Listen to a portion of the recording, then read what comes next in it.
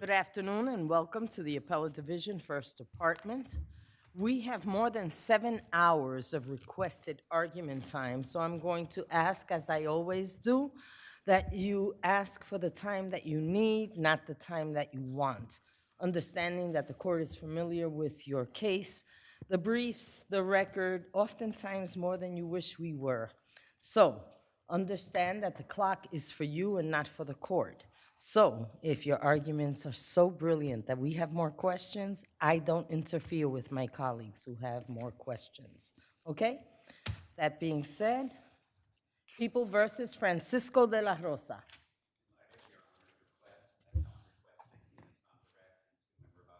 Okay? 5 and 1 and 5. Wawin Group Corp. versus 979 Second Avenue. Respondent, I heard from the appellant earlier today that he would be submitting due to a conflict. Okay. I'm happy to answer questions if the panel has, and if not, I'll submit. You can submit if you wait till the end of the calendar. Thank you so much. V. Shelby versus Joshua K. Submitted. People of State of New York versus Richmond Capital.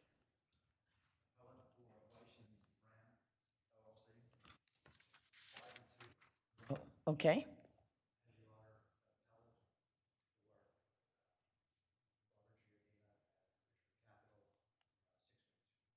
Okay.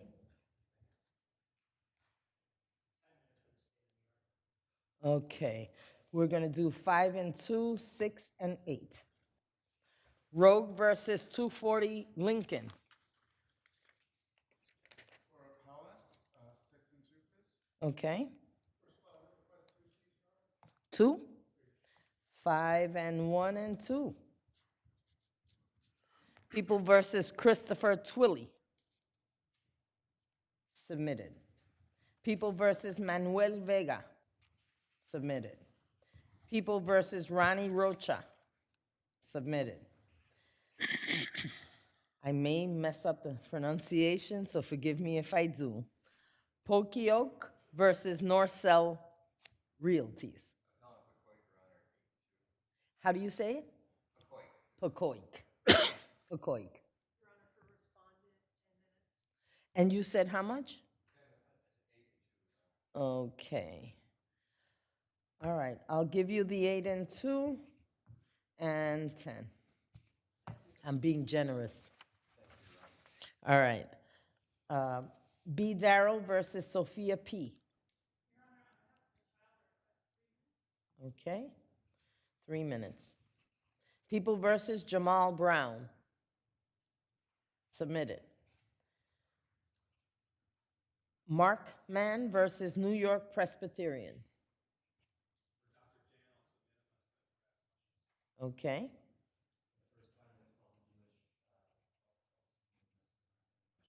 You're going to submit? Okay. Respondent for New York and Presbyterian Hospital, Dr. Tatiana, and PA with. I don't see the appellant, so like my colleagues, I'll submit. There are no questions. Any questions? All right. Please wait till the end of the calendar. Thank you. Alvarado versus Local 1549, New York C. Hi. Okay. All right. Do you wish to submit? Or do you want time? Okay. Again, please wait till the end of the calendar to exit. All right. Frey versus Itzkowitz. Good afternoon, Your Honor. Appellant Itzkowitz requests 4 and 1. Okay. Respondent, 8 minutes, please. Okay. 4 and 1 and 5. Menkes versus Beth Abraham Health. Yes, we're arguing them together. So give me combined time. Okay, that's not happening, but go ahead. Okay, 7 and 2, 7 and 1 and 6. People versus Zion Holly. Submitted. People versus Derek McArn. Requesting 5 and 1. 5 and 1, okay. 5 and 1 and 5. Penske versus National Holding Corp. Submitted. Santa Cruz versus 58 Jerry Street is submitted. First case on the calendar, People versus Francisco de la Rosa.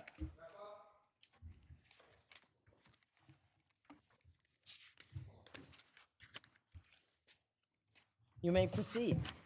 Good afternoon, Your Honor. It's always a pleasure. Harold Ferguson for Appellant Francisco de la Rosa. We'd like to concentrate on the rape shield law argument. Here, the decision by the court to deny the request to cross-examine the complainant about her prior accusation of rape was erroneous because the court had a fundamental mistake of law. The court indicated that in order to allow that cross-examination, the defendant needed to prove that the prior accusation was false. Well, was there a proffer that the accusation was false? Yes. Because I agree with you that they don't have to prove it, but they certainly have to proffer something to indicate that there was some evidence that the accusation was false. Yes. So what was that evidence? The evidence was manifold. It was the accused in that case, an individual who had no record prior or after the accusation. That is not evidence that but- she made a false accusation. But they. What else? Defense counsel had spoken to and interviewed. Wait, are you saying that the accused denied that the accused denied that he raped her is evidence that the allegation was false? Is that your It is argument? both. It is not simply the accused saying that he did not rape her, but there were other individuals inside the apartment at the time, a relatively small apartment with the door open to the bedroom, who also indicated that they saw nothing improper that had occurred that day. But they didn't say Andy didn't rape her, right? They just said They- I didn't see anything. They said, well, no. And you're saying that that's evidence of falsity? It went well beyond that. They didn't witness it. They indicated that they saw nothing, that the door was open, they saw nothing, they You're heard saying nothing. that someone cannot be raped unless the door is closed? No, that's absolutely Okay, not. That's good. absolutely I'm not. glad that you agree to that, because someone can be raped even if the door is open, right? So, what else? Well, also the dimensions of the apartment, which he had photographs of, that the individual who was accused was willing to come to testify, as well as the other That's witnesses. not the test. You know that's not the test. Rape shield statute was enacted a long time ago to protect rape victims. It was a policy consideration, right? But- And I've heard nothing that flies in the face that would make us overturn that would make us say, let's set that aside in this case. What? Well, if you could also look at the outcry witness, who was the victim's cousin, the complainant's cousin, who indicated that when counsel apprised her of this prior incident and what the allegation was by the accused, she had a different belief as to the veracity of her own cousin's account of this case being a sexual assault. And that's proof that it's false? That somebody doesn't believe you? This is why rape victims don't come forward. So that isn't proof of falsity either. The fact that somebody, a cousin, her being a cousin makes it more But you also had that more weighty. that you also had the Manhattan District Attorney's Office dismissing the case. It's called speedy trial. She refused to go forward. There are thousands of victims who refuse to go forward for all kinds of reasons. And she specifically said she was afraid of this defendant. So, But again, it goes back to whether it's a good faith basis. Let me move on to the final. Yes, Let me please move on do. to the final point. I lost Carter in this court just a couple of weeks ago, and we're essentially asking for a similar thing. Here, the defendant made a mistake in cutting short his probation interview of her pre-sentence report. But there was an ability for the Department of Probation to create an actual pre-sentence report in this case. My client was so now we should require the probation department that is flooded with cases and overworked and understaffed, they should now go to an extra where every defendant is told, if you don't cooperate with the probation interview, that can be a basis for me not to sentence you as promised. So the probation department has to now add an extra step to their work? No, you didn't have to have that. My client was convicted in 2012 of a separate offense. He was in prison from 2012 till shortly before his arrest in this case. There was a full pre-sentence report prepared in 2012. Therefore, the probation department had all of the So we information. should use a 5-year-old report in sentencing? Your Honor. If we did that, we'd have another case with another defense firm saying that we violated the law by using a stale probation. No, the cases indicate that that the court is allowed, the probation department is allowed to use that. And 5-year-old report? yes, a prior report when you look at the situation where he was in prison, so just for his background. And plus, if you They're allowed to or they have to? They also included within it a number of glaring factual mistakes. The answer to his question is Could you report? allowed They're to or allowed to or have they have to? Allowed to. Okay. But there were factual mistakes contained in the pre-sentence You can report. tell me all about them on your rebuttal time. Okay? Good afternoon. May it please the court. Christopher Marinelli for the people. The court was absolutely correct to keep the jury focused on events in 2015 rather than conduct. This would have devolved into a trial within a trial, I no? think almost inevitably, there's no way to, I think, even just unpack the allegations, even through cross-examination, where you wouldn't effectively have that. On top of that, obviously, there was a proffer that they might want to call witnesses, that people would have wanted. Well, what was the defendant missing before the defendant would have been allowed to cross-examine about this? What else should they have come forward with, which they failed to? Well, I think it was really everything that was weighing against it. Because like normally, a good faith basis for cross, most of the time that's going to be cross. You just have an extraordinarily sensitive issue here, and you have Well, everything weighing against that. let me ask you, did the prosecutor's office not prosecute because they didn't believe this? No, Your Honor. Is that what happened here? No, it isn't. And, that is part Did this victim ever say, you know what? This didn't really happen. I Didn't changed my recant. mind. No recanting. Yeah.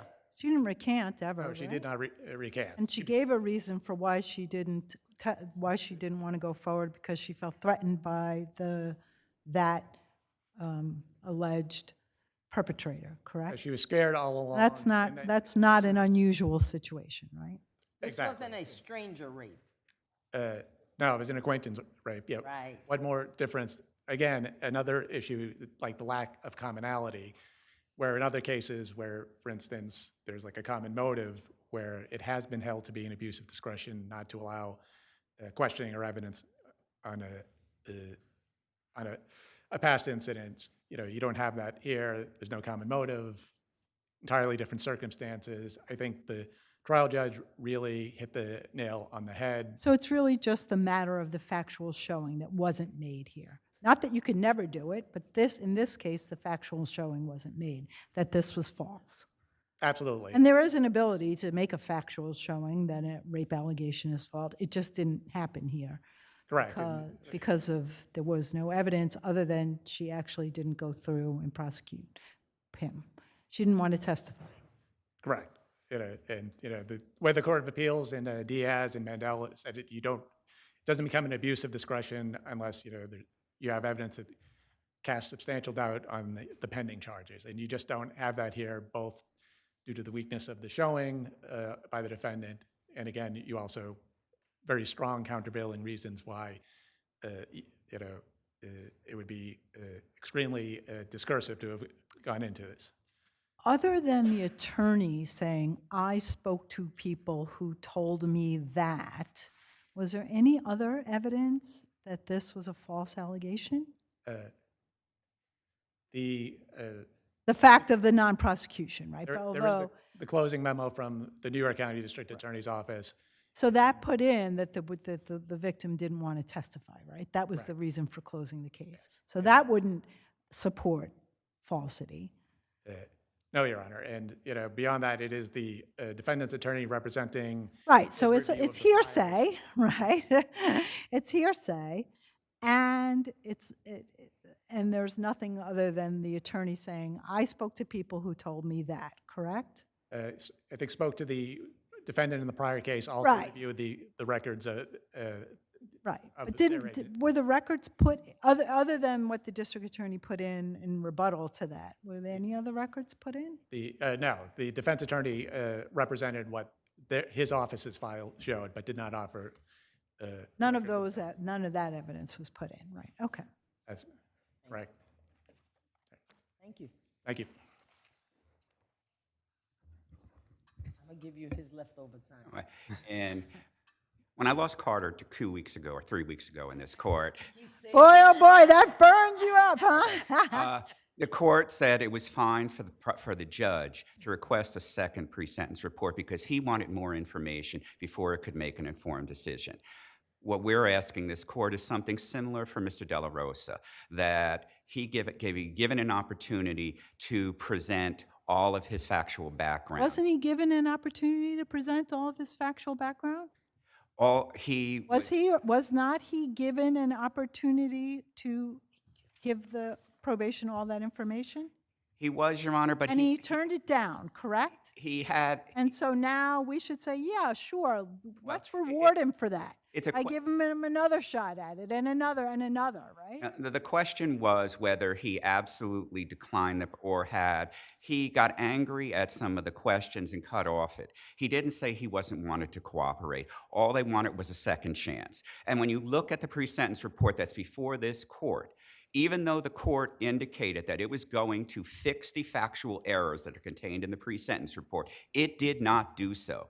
That pre-sentence report goes with Mr. De La Rosa to prison, and it can be used to keep him in prison based on factual allegations that are wrong, that he had a history of violence that isn't there. Except that I agree with you. It will go before a parole board, for instance. But at a parole board hearing, the defendant has an opportunity to speak and to be heard and to correct this record. But, Your Honor, But look, the point is that at every sentencing, every defendant is told, you are going to be interviewed by probation. You have to cooperate. If you don't, I don't have to fulfill my promise sentence, right? It doesn't say if you get angry, we're going to let you go back and get over your anger and do it again. You get a do-over. That's what you're asking for, a do-over, because he got angry at the questions. What we're asking this court to do is to allow a full hearing of his background, which was available because they had everything in his prior pre-sentence report, with the exception of the 3 years he was in prison prior to his arrest in this case. So the probation department simply could have included that. They didn't do it. They included factual errors, including falsely saying what he was convicted of. And then when it comes before the parole board, what you're looking at is the defendant's self-serving statements against a record of the Department of Probation. No, no. Because if you're saying that there are factual errors that can be proven to be incorrect, then there will be nothing to prevent the defense from showing that they are incorrect and putting that before the parole board. But we've heard your argument. I thank you. Thank you, Your Honor. It's always a pleasure. Likewise. People of the State of New York versus Richmond Capital.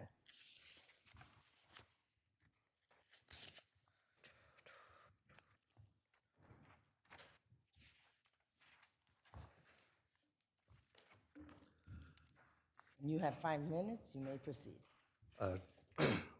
I think it's actually 6 minutes for me and Oh, okay. 2 for Mr. Terenzi. No problem. Sorry, Your Honor, for the confusion. Track of who was who. Exactly. Go right ahead. Thank you.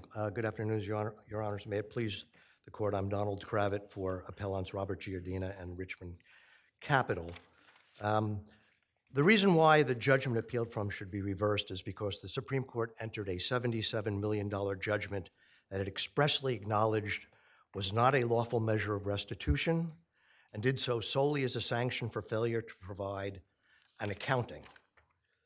Yet the judgment that the lower court entered is an amount that indisputably includes principal and interest. The court did not find that this was the correct measure of restitution. Rather, it entered the amount because appellants failed to provide an accounting. So the judgment rests not on a lawful restitution, but on punishment for noncompliance. As of this date, has your client put in an audited accounting for this court? Pardon? As of this date, did your client put an audited accounting?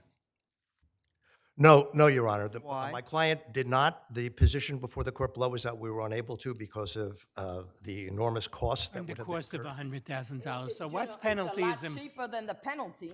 what penalty is imposed upon you, or what sanction is imposed upon you? Or should there be no sanction, if that's your position, for not putting in an accounting? No, the appropriate sanction in our view, Your Honor, is the cost of an accounting. That is directly related to what it is that my client purportedly failed to do. As you know, it's our... seem to ignore the fact that the court required this of your clients, let you know that the court needed this in order to provide a proper judgment, and now you want relief from that judgment because you didn't provide the very thing they asked of you in order to do a proper analysis. Understood, Your Honor, and that is the factual predicate, but the bottom line in our position is So the that... bottom line is that without that official audited accounting, we will still be in the same place, even if we send it back. Well, Your Honor... That accounting will be required. I understand, Your Honor. There are a number of ways that can be dealt with. First of all, it is far from clear that the Attorney General's office doesn't have the necessary documents to do this. They never denied that they couldn't do it. They said they didn't have So your all the response documents. to the court's order to do an accounting is, he should do it. That's your response. Our response is, Your Honor, that we are unable to do it because of the significant cost to be incurred, and we don't have the financial wherewithal to do it, but that the Attorney General does. And that as a sanction for our inability to do it, if it is contempt, the... Counsel, did you ever make any showing before the court that you can't afford it? Did you put in an affidavit, some financial statement? What backs that up? Because We did, quite Your Honor. frankly- We put in financial statements and we put in affidavits, and those are all on the record. We put in detailed financial information. Didn't you try to put in a unaudited statement, accounting after the fact? Where'd you get the money for that? Well, because that was not a full audit. That was just a compilation. How much did it cost for that? That cost, believe it or not, less than $10,000 to do that. We you'd had rather a spend 10 CPA. We had a CPA. Get what you pay for. Well, that's the point. We don't have the $100,000. But, Your Honor, with respect to your question, contempt sanctions must be remedial, and they have to be tied to the actual loss. Otherwise, it's punitive. And 6312, the operative underlying statute here, does not allow for punitive damages. And that's exactly what we have. We have a judgment based on punitive damages, not on the actual loss that was incurred. Neither... Well, an accounting is still needed. So if you are to get relief, an accounting is still needed, let me put it that way. How is this accounting to come about now?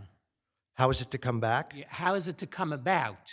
Well, again, it's our position that the Attorney General has sufficient records to be able to do an The accounting. people of the state of New York, all us taxpayers, should pay for your client's company's accounting. Meanwhile, they pocketed millions. Well, That is what your argument is, that we, the people of the state of New York, should pay for it.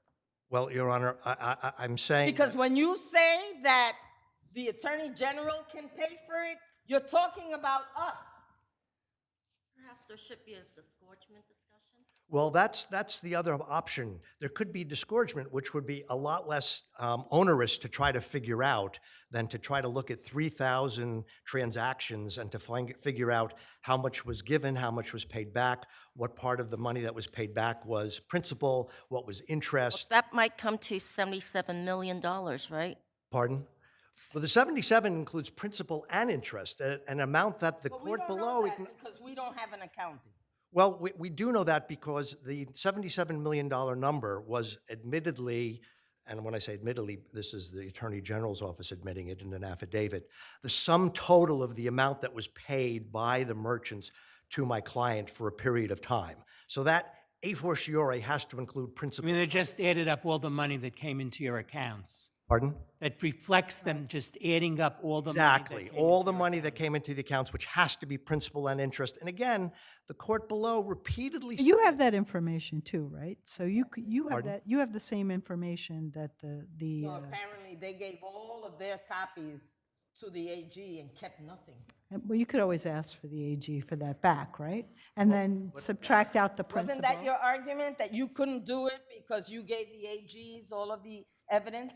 My argument, Your Honor, is that by assessing a $77 million judgment based So on our didn't you inability make to the do so. argument I just espoused, that because you provided all of that discovery to the AG's office, your people couldn't make the assessment? Because you gave over discovery without retaining copies.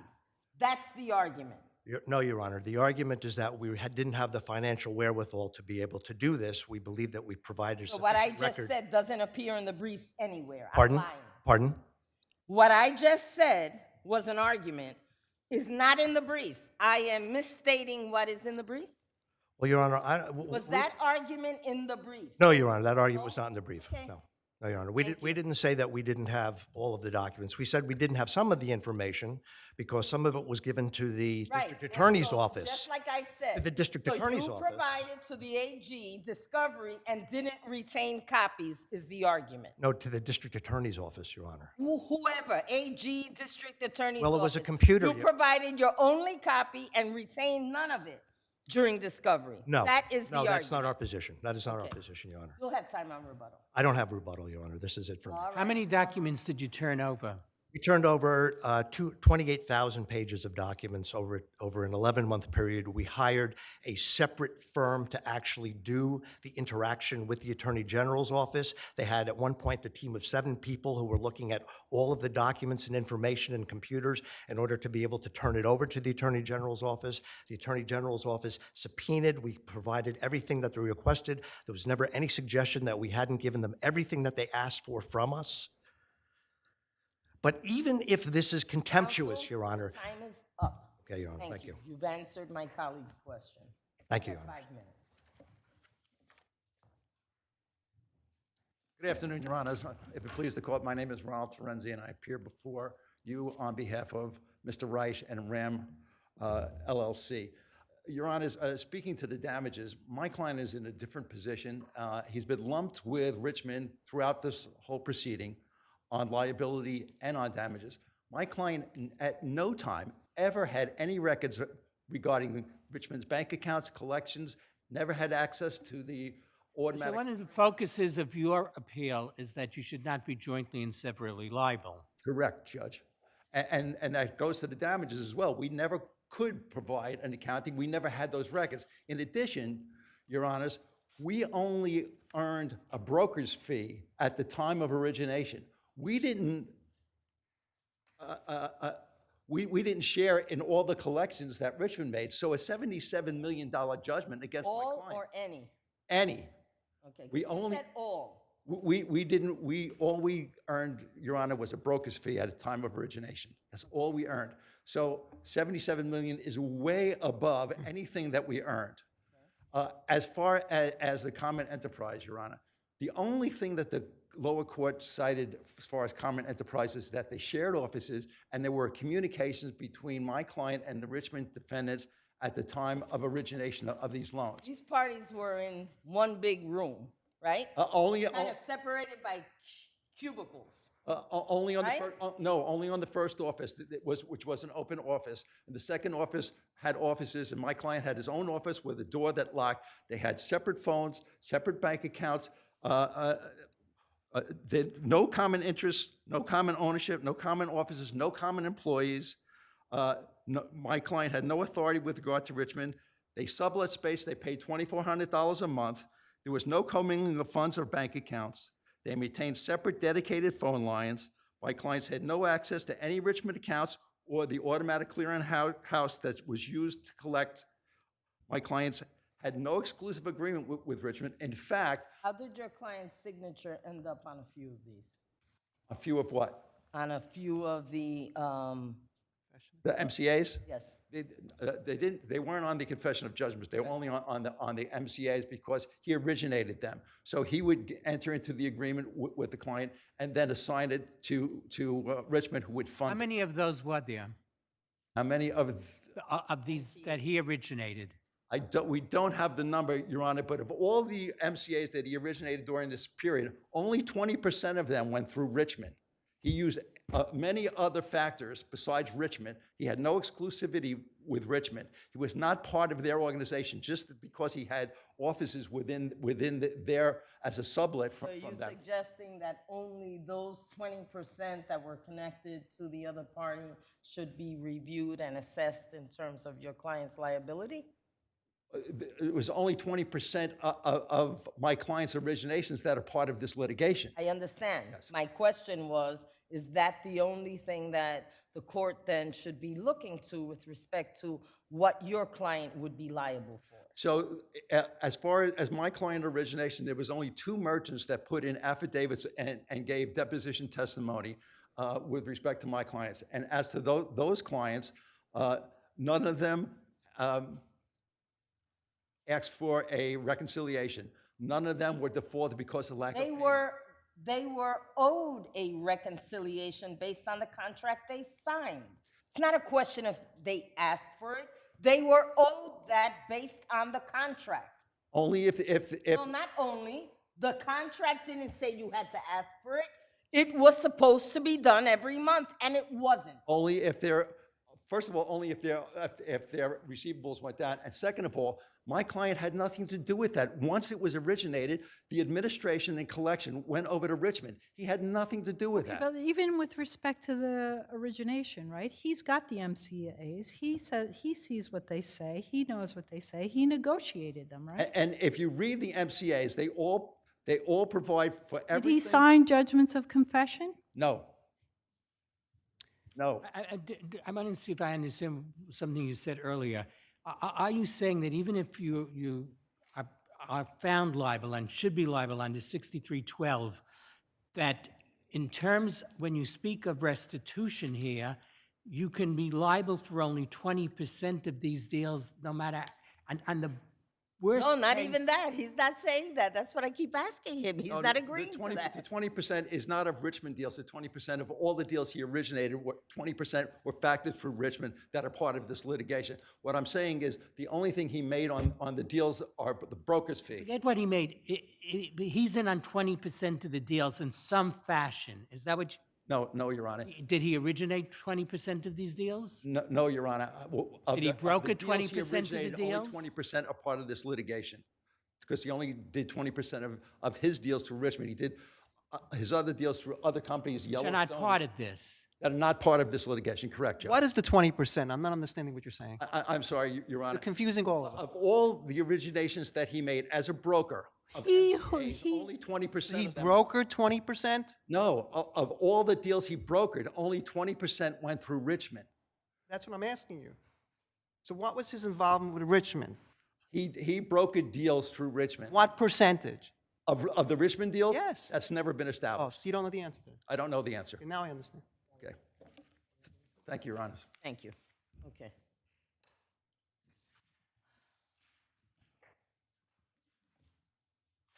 May it please the court, Daniel Magee from the Office of the New York State Attorney General on behalf of respondent.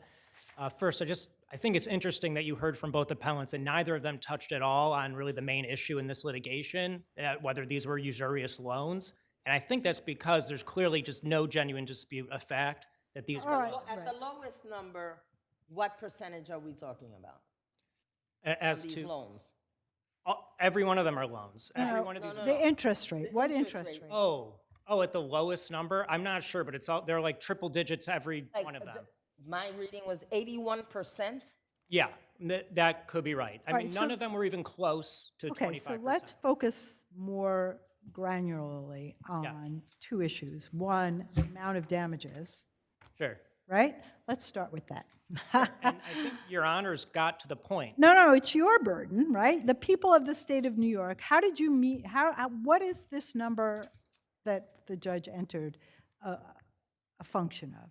So the number that we submitted was 75 million, which was the amount that they received from merchants for the 2-year periods that So we there have was record. principal and interest, Correct. and you don't, and that, so that clearly isn't disgorgement.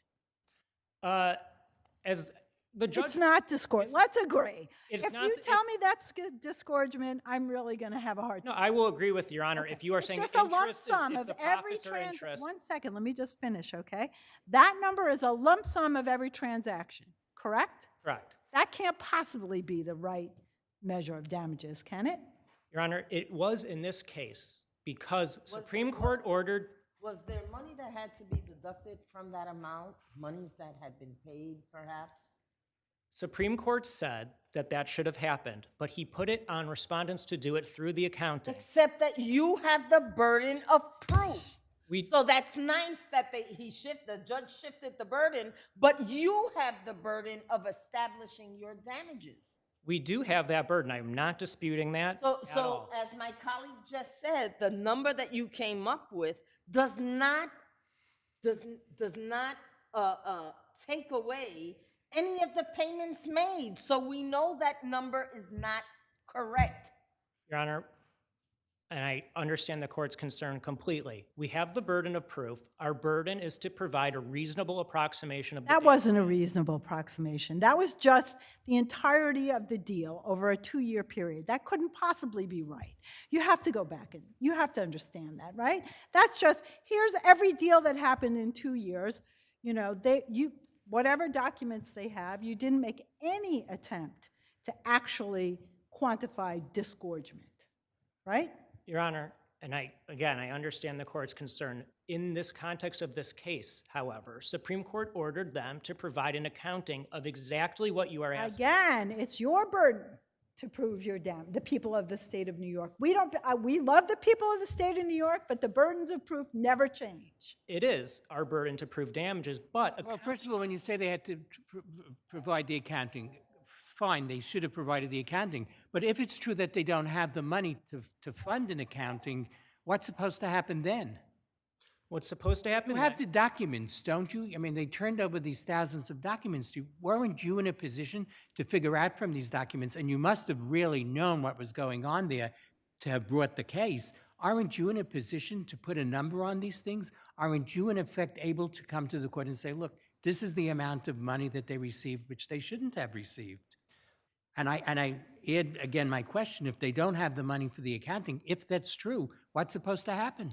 What's supposed to happen is what did happen. The court ordered them to do the accounting. They didn't do it. So we came in and said, Your Honor, we have records from this 2-year period. That's what we have.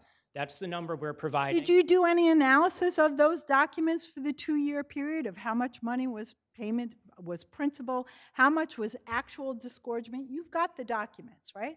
No matter how bad the fraud is, you still have your burden of proof to prove damages. What did you do to prove your damages? Your Honor, what we did. Other than saying, here's 2 years worth of deals. We want that number. Other than that, did you do anything else? We did not do anything else. And our argument is that, I concede we did not do anything else. Our argument is that in the circumstances of this case, where Supreme Court ordered them to perform an accounting, which is regularly done in 63312 actions. Yes, And and look, if you could come to the court and say, we've subpoenaed their bank records, they do have the money to do the accounting, and so they're in contempt of court. That's one argument.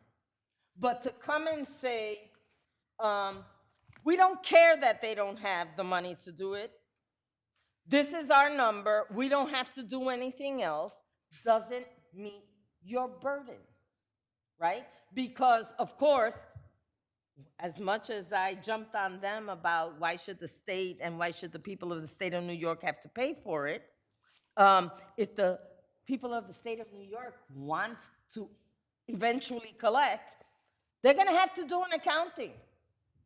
And nothing prevents you from adding the cost of your accounting to what you should recover. I understand the court's position on this. I would like to touch on Ram's arguments about yeah. joint and several liability. Yeah, that's if I right, could. exactly. So first, several things that opposing counsel said simply are not true. Reich did sign confessions of judgment that were filed. That's in what New I York thought State I Court. saw in the record. And We he admitted we it all in his- thought that. Okay. And so just- also, did Reich direct payments on non-business days too? I think I read that. that was Giardino. Oh, who's sorry. the, Okay, right. Owner of Okay. Richmond. But Right. Reich was super involved in this from start to finish. He was the broker. Did he negotiate the deals? He negotiated them Did in he the first. market the deals? Correct. Was he directly responsible for the misrepresentations? He was directly responsible for several misrepresentations, including that no collateral was required on the loans. Obviously not true. That there were no upfront fees. Obviously not true. There were thousands of dollars in fees. Was he involved in collection as well? He was involved in collections as well, as he admits that merchants would call him and say, hey, I can't make payments here, and he would, relay that to Richmond, who would then say, you'll find yourself in the Hudson River if I don't get my money back. So Reich was clearly involved. There is no question that 6312 liability is appropriate as to Reich and Ram, and there's also no question that joint and So there several. are 3,000 of these deals. What percentage of those deals was Reich involved in? I don't know the answer to that question, Your Honor. I will say, in this case, we submitted around 100 merchant agreements into evidence, and roughly a third of those were on Ram letterhead. I cannot say for certain whether that represents, the sample for the whole 3,000, however. But it's clear, as Reich says, and as Braun testified, there wasn't really a separation here between Ram agreements and Richmond agreements. They used the Richmond or Ram letterhead without rhyme or reason. That's Braun's testimony. Braun had full authority to say whatever he wanted, use whatever agreement he wanted. He directed Reich to make the payments to merchants. And then sometimes Reich was reimbursed, but we don't know that he was reimbursed every time. But there's several emails where it says, let's do this deal. Reich, you send the payment. And it doesn't say he was going to be reimbursed. So there's just no question here that Reich is equally liable. Joint and several liability is fully appropriate. There's obviously many other issues in this case, but if this court doesn't have any questions on those, I will rest on my briefs. Thank you, Your Honors. You reserve 2 minutes. Your Honor, with respect of the separation, as counsel said, the involvement of Reich in collection was if a client who he originated the MCA with got into some issue, he would call Reich, and Reich would refer it to Richmond. That was the extent. Well, why of would the his person authority. call Reich? I'm sorry? Why would the person call Reich? Because Because he originated the loan, right? That's correct. Oh. That's what he did. So, He okay, originated but loans. so you don't, everybody doesn't, for joint and several liability doesn't require equal participation, does it? No, Your Honor. And he had, and the court found, and I don't think you've disputed, that he participated, correct? Participated You're in just the saying he origination didn't of the loans. participate enough. Not in the But it's not like criminal liability, right? Everybody who's involved in the joint and several But are jointly and the only thing severable he made was the liable. broker's fee. He didn't participate in the collection. And the only confession of judgment that was submitted was from another case, not a Richmond case. The record doesn't have any confessions of judgment that were signed by Reich. Only a later submitted confession of judgment from another case, because he did deals outside of Richmond. And those he may have signed, but there was nothing that was put in on the Richmond in the litigation where he signed a confession of judgment. I went through them all to make sure of that, not one. And as I said, the damages have to be limited to his fees at worst. And I don't concede the fact that these were loans. Your Honor, the loan is characterized by the absolute right of payment. And if you look at the RAM documents as opposed to the Richmond Counsel, documents, can I correct you? 1.8. Can I correct you? Because I think this deposition testimony where Reich admitted that he signed at least a few. Look at page 1977. He did sign a few, but not through Richmond. And none of them were presented, not one You're was correct. presented. Could it be I went for through Ram? every one that was presented in the litigation, and not one was signed by. You're right, the documents were not in evidence, but he admitted that he did sign it in the deposition testimony.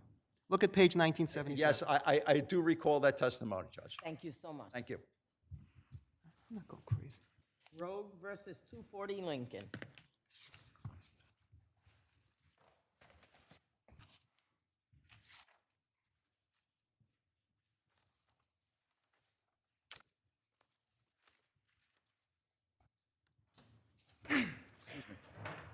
You may proceed. May it please the court, my name is Dan Kotler from Lester Schwab, Katz and Dwyer, on behalf of Defendant Appellant 240 Lincoln Place, LLC. I'll start by emphasizing that this was plaintiff's motion for summary judgment, and so it's plaintiff that bears the burden of a prima facie showing. Plaintiff fell from a 12 or 13-foot ladder it was an A-frame ladder that was not properly opened up. It was leaned against the wall. Plaintiff testified because it didn't fit there. He's testified that he leaned it against the wall because it was too heavy to open. Not because it didn't fit. That's what I thought. I believe he testifies to both, which is another example of inconsistent testimony raising a question of Inconsistent fact. testimony doesn't get you out of strict liability 240 sub 1. So tell me what protective devices were provided to this plaintiff that would have prevented this fall. This is difficult to say, so bear with me. There is no dispute that there is a question of fact There is a that there was dispute about that there was an 8-foot ladder available. The plaintiff said it was Is not. there any evidence in the record that he was directed to use that 8-foot ladder and for no good reason didn't? Is there any evidence in this record that provides me with that?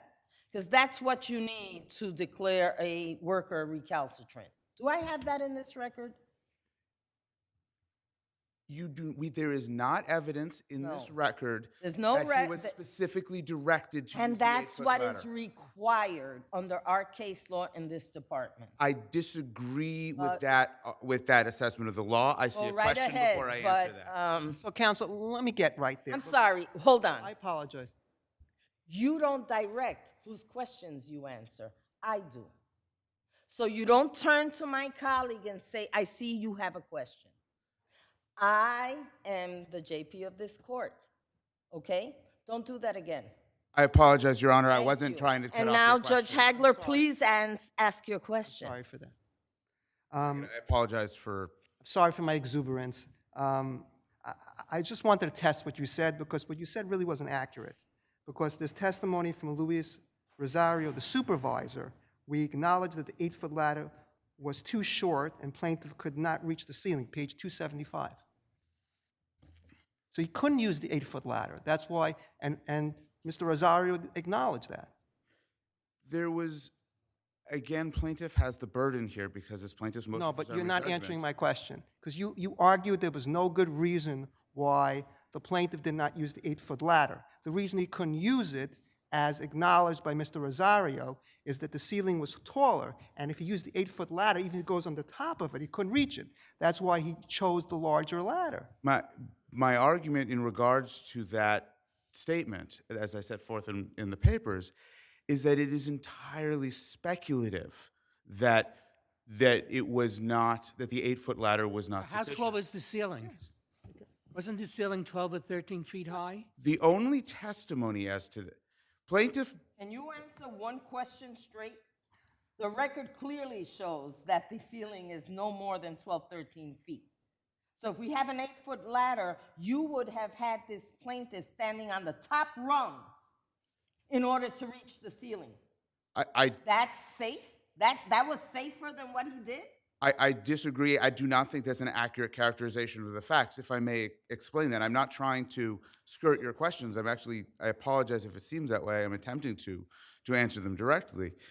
A 12-foot, first, it is not established that the ceiling, the height of the ceiling. So, There's counsel, nothing that let says- me stop you there, too. Look at page 271.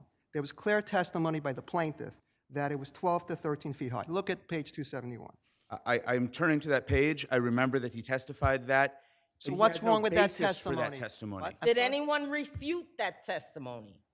Is there any evidence in the record, an EBT of one of your witnesses, that says, no, the ceiling was only 10 feet, so an 8-foot ladder would have been more than adequate? Is there any evidence in this record to that effect? There is not. There is, again, I emphasize that it's plaintiff's burden, and plaintiff can't make a prima facie showing with pure speculation. Well, I would also wait, why is his testimony, his unrebutted testimony, pure speculation? If we accept testimony as the truth all the time, if it's unrebutted, why is it pure speculation? because he never measured it. But How do you know? because I don't have the page number in front of me, but I believe he testified He to didn't that. and it's- I testify believe to it's in that. the brief. No, he didn't. I mean, I don't know. That's a normal thing we do. If someone testifies to a fact and it's unrebutted and there's no reason to doubt it, it's not speculative. We assume that that's the fact. And you'll have time on rebuttal. Okay. Counsel, you have 2 minutes. That's all you asked for. Hopefully that's all I need, Your Honor. Good afternoon, Your Honors. May it please the court, Anthony DiStefano for plaintiff respondent. Page 271, I believe, holds the testimony of Mr. Rosario, which I believe was included as part of my summary judgment motion, so again, supporting my prima facie burden. We measured it because of the incident. They were 11 feet, 11 inches tall. So they're at least 12 feet tall, right? He was not directed to use the 8-foot ladder. In fact, there's an entire argument here by the defendant that Mr. Rosario left it to my client's discretion which ladder he was going to use. He watched my client take the 12-foot ladder. So he ratified. Where was the ladder? The ladder was at the employer's facility. Correct. So Even in and where did he have to get it? And whose permission did he have to go through in order to get the ladder? Rosario. Okay. And that eliminates sole proximate cause because now at this point, we've brought Rosario into the mix and my client can't be solely to blame. And we certainly eliminate any argument that my client was directed to use the shorter ladder. So defendant's argument basically is there was an 8-foot ladder available. He chose not to use it. Was he directed to use it? No, Your Honor. Was there any evidence in the record that he was directed to use it and refused to do so for no good reason in accordance with this department's case law? None, Your Honor, and we did cite those cases in our brief. Okay, thank you. Thank you, Your Honor. Your Honors, this court's case law in Meade clearly states, even in the context of a journeyman laborer, the employer can give them discretion to use an appropriate device. They don't have to specifically hand it to them. Plaintiff in this case said, Basically, counsel, it seems that, it's beyond denial that this ceiling was like 12 feet tall. And what you're saying in defense of this is, well, he shouldn't have used the 13-foot ladder, he should have used the 8-foot ladder. But the 8-foot ladder with a 13-foot tall ceiling is not tall enough. Your Honor, and I went into these numbers in my reply brief. Plaintiff was, I believe, 5.5 feet. 8 plus 5 got him on gives the him top, more but than then- enough, but- and he doesn't have to stand on the Then you top could- step. But then you've basically got him on the top rung of this ladder, which is, it doesn't take a whole lot of insight to realize that that's a dangerous situation. I agree with Your Honor's assessment that he shouldn't be standing on the very top, but he doesn't have to. He can stand You should stand on the next to the top or two and down. risk falling, right? We've 6 got your plus argument. 5 is. Thank you. Have a great day, gentlemen.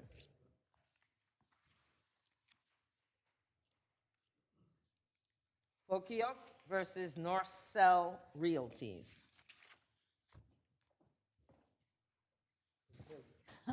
I messed it up again. Pokoik, I'm sorry. My colleague says it better than me. I didn't mean to correct you. That's I know okay. you were trying I'm so hard. trying. It's okay. Thank you. You can have a seat. All right, you can begin, sir. Afternoon, Your Honor. Robert Ward from McDermott, Will, and Schulte on behalf of the appellants. Your Honor, in the panel. In the Kenneth Cole case, the New York Court of Appeals, citing prior established Court of Appeals authority, ruled that directors sitting simultaneously on the boards of both sides of a transaction is a conflict of interest and requires the application of the entire fairness test to the transaction.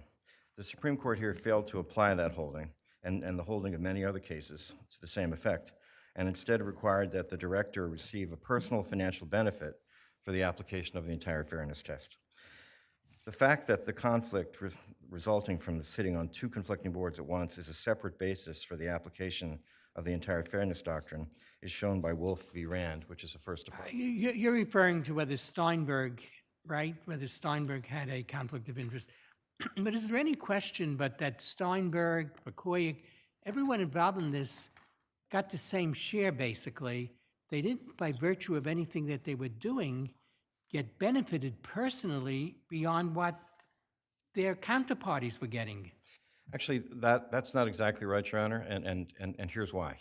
The fact is that Michael Steinberg admitted, and I wanted to go to the testimony because I thought it was very helpful during the trial, that he was going to sacrifice Norcell because the younger Steinberg cousins had a greater interest in associates than they had in Norcell, and that's a quote. And he said he didn't want the rent to be. There was this conflict, was there not, between what served the interests of the younger beneficiaries as opposed to the older beneficiaries? There was a conflict because at Norcell, it was mostly the older beneficiaries. In fact, Your Honor, what I would refer you to is Joint Exhibit 11 and Joint Exhibit 5. One sets forth the ownership of Norcell, the other sets forth the ownership of associates. There's 25 in one and 28 in another, but that's a little misleading because it's not the same 25, they're a subset of the 28. If you look at the Norcell owners, it's mostly individual owners, and they're of a particular age. But is there not this unavoidable conflict between the different members of this family based upon affected probably a lot by age? Is that not so? Who's going to benefit in terms of estate planning? This is not really so much about estate planning. I know that's what the respondent said. What it really is about is that in Norcell, you had a particular generation. I think that's where Your Honor is going. And at Associates, you had a younger generation, mostly younger Steinberg cousins as opposed to Bakoy cousins. And what was going on, which I think clearly shows the interestedness of Michael Steinberg, is that he said, and he said it openly in the trial, and he said it openly in a lot of emails, I'm going to sacrifice Norcell. He was the quarterback, he said, of these 6 managers, and he was. I'm going to sacrifice Norcell because I don't want the younger Steinberg cousins, the next generation, to have to pay all that money from associates where they had a bigger interest to Norcell, where it was mainly the older Steinbergs. So what he was doing is, first off, he's in a conflict. He and the other 5 managers are running both of these entities. It's a zero-sum game. Every less dollar paid by... What percentage of partners approved of what Steinberg did? 89.2%, Your Honor, but that gets to the Northman case, which I think is a very important case here, and I'm going to jump ahead a little bit. I was going to talk a lot about the standard of business judgment versus entire fairness, but I think Northman is very important because the holding of Northman by this court was that the partnership managers lacked authority to lease the partnership's real property, which is the partnership's only asset in the Northman case, where the term of the partnership expired years before the new lease term expired. And that's what happened here. In the 9th lease amendment, what the partnership managers did was they extended the ground lease years beyond the life of the Norcell partnership. And let me get into that for 1 second. The Norcell partnership was supposed to end pursuant to the agreement in 2016. And there's a provision in the partnership agreement that says it can only be extended if by a unanimous vote. So in 2011, the managers tried to get a unanimous vote. My client said no because he wanted the company to end in 2016. He wanted it to be dissolved. He wanted the property to be sold. But in 2015, a year before the partnership ended, pursuant to the agreement, they entered into the 9th lease amendment, which extended the life, effectively extended the life of the partnership. But what it did was the 9th lease amendment extended the lease between these 2 companies, which is separate from the life of the partnership. Extended the lease from 2015 to 2025, and then possibly to 2043. So what they did was exactly what this court said you can't do in Northman, which is enter into a side agreement. But weren't they, under the original lease, entitled to 3 renewals that would have taken them to 2043, so that the only real change in the Ninth Amendment was to change the end date and the start date of that, I believe, second term.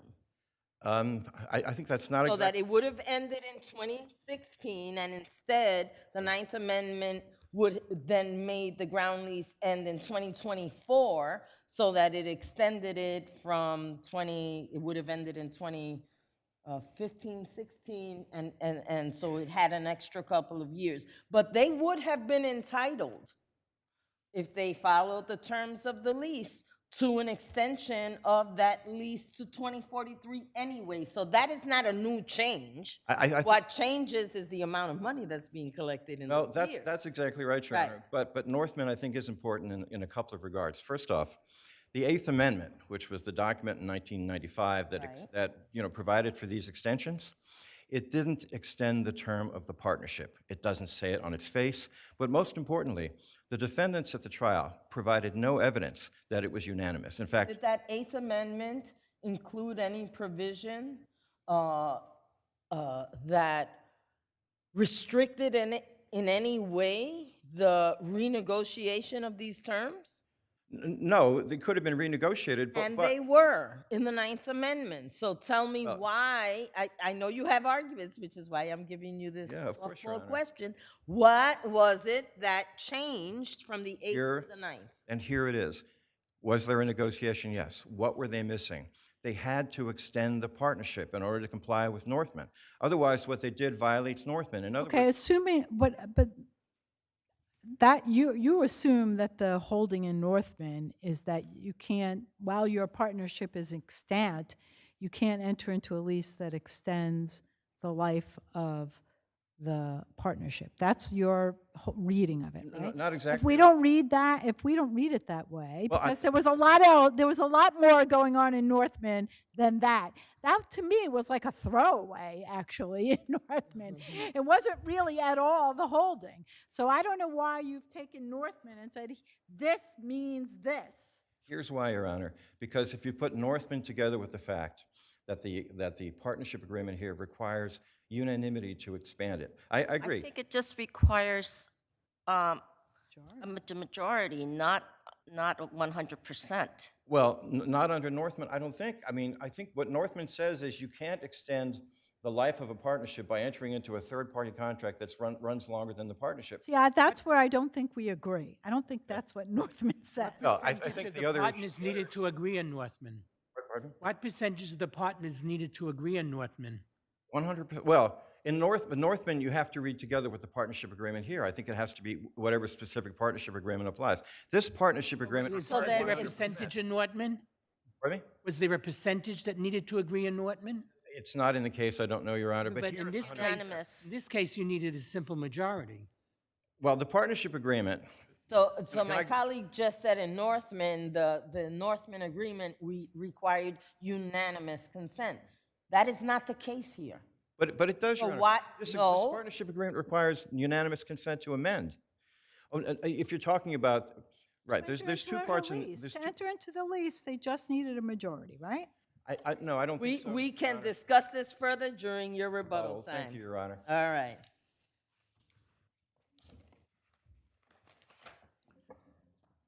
Good afternoon, Your Honors. So I'm going to ask you straight up, counsel's arguing, I'm going to get right into it, about the difference between the entire, why did the court properly, or why is, in your view, did the court properly defer judgment under the business judgment rule and not go into the entire fairness rule? Because, Your Honors, there were no conflicts whatsoever. Everyone had... Did everyone get an equal amount? Yes. Everyone got the same profits and losses? Based upon Based on the their interest, percentage right. ownership interest. Oh, correct. obviously over There a were number of years and down the line. Correct, I'm sorry. There were no benefits whatsoever other than what they were supposed to get, and that, nothing more, nothing less. And what do you make of counsel's argument that Leon said, I'm going to bust up something about NORS, that I'm going to make decisions based on the next generation? Your Honor, that's completely irrelevant. What happened here was that 90% of the partners agreed and consented to accepting one appraisal over another. But his argument is that to extend the partnership, you needed a 100% agreement, and you didn't have it. What's your answer to that? The answer to that, Your Honor, was that the tranches in the rent reset were in the Eighth Amendment that were signed in 1995. And there was no objection whatsoever to that in 1995. Now, Extend it after to when? Mr. To extend it to what period of time? To extend it to 2043, the last. As my tranche colleague was said, in it was already agreed 2043. earlier. It was. There wasn't, look, Let me, oh, I'm sorry. there was a change.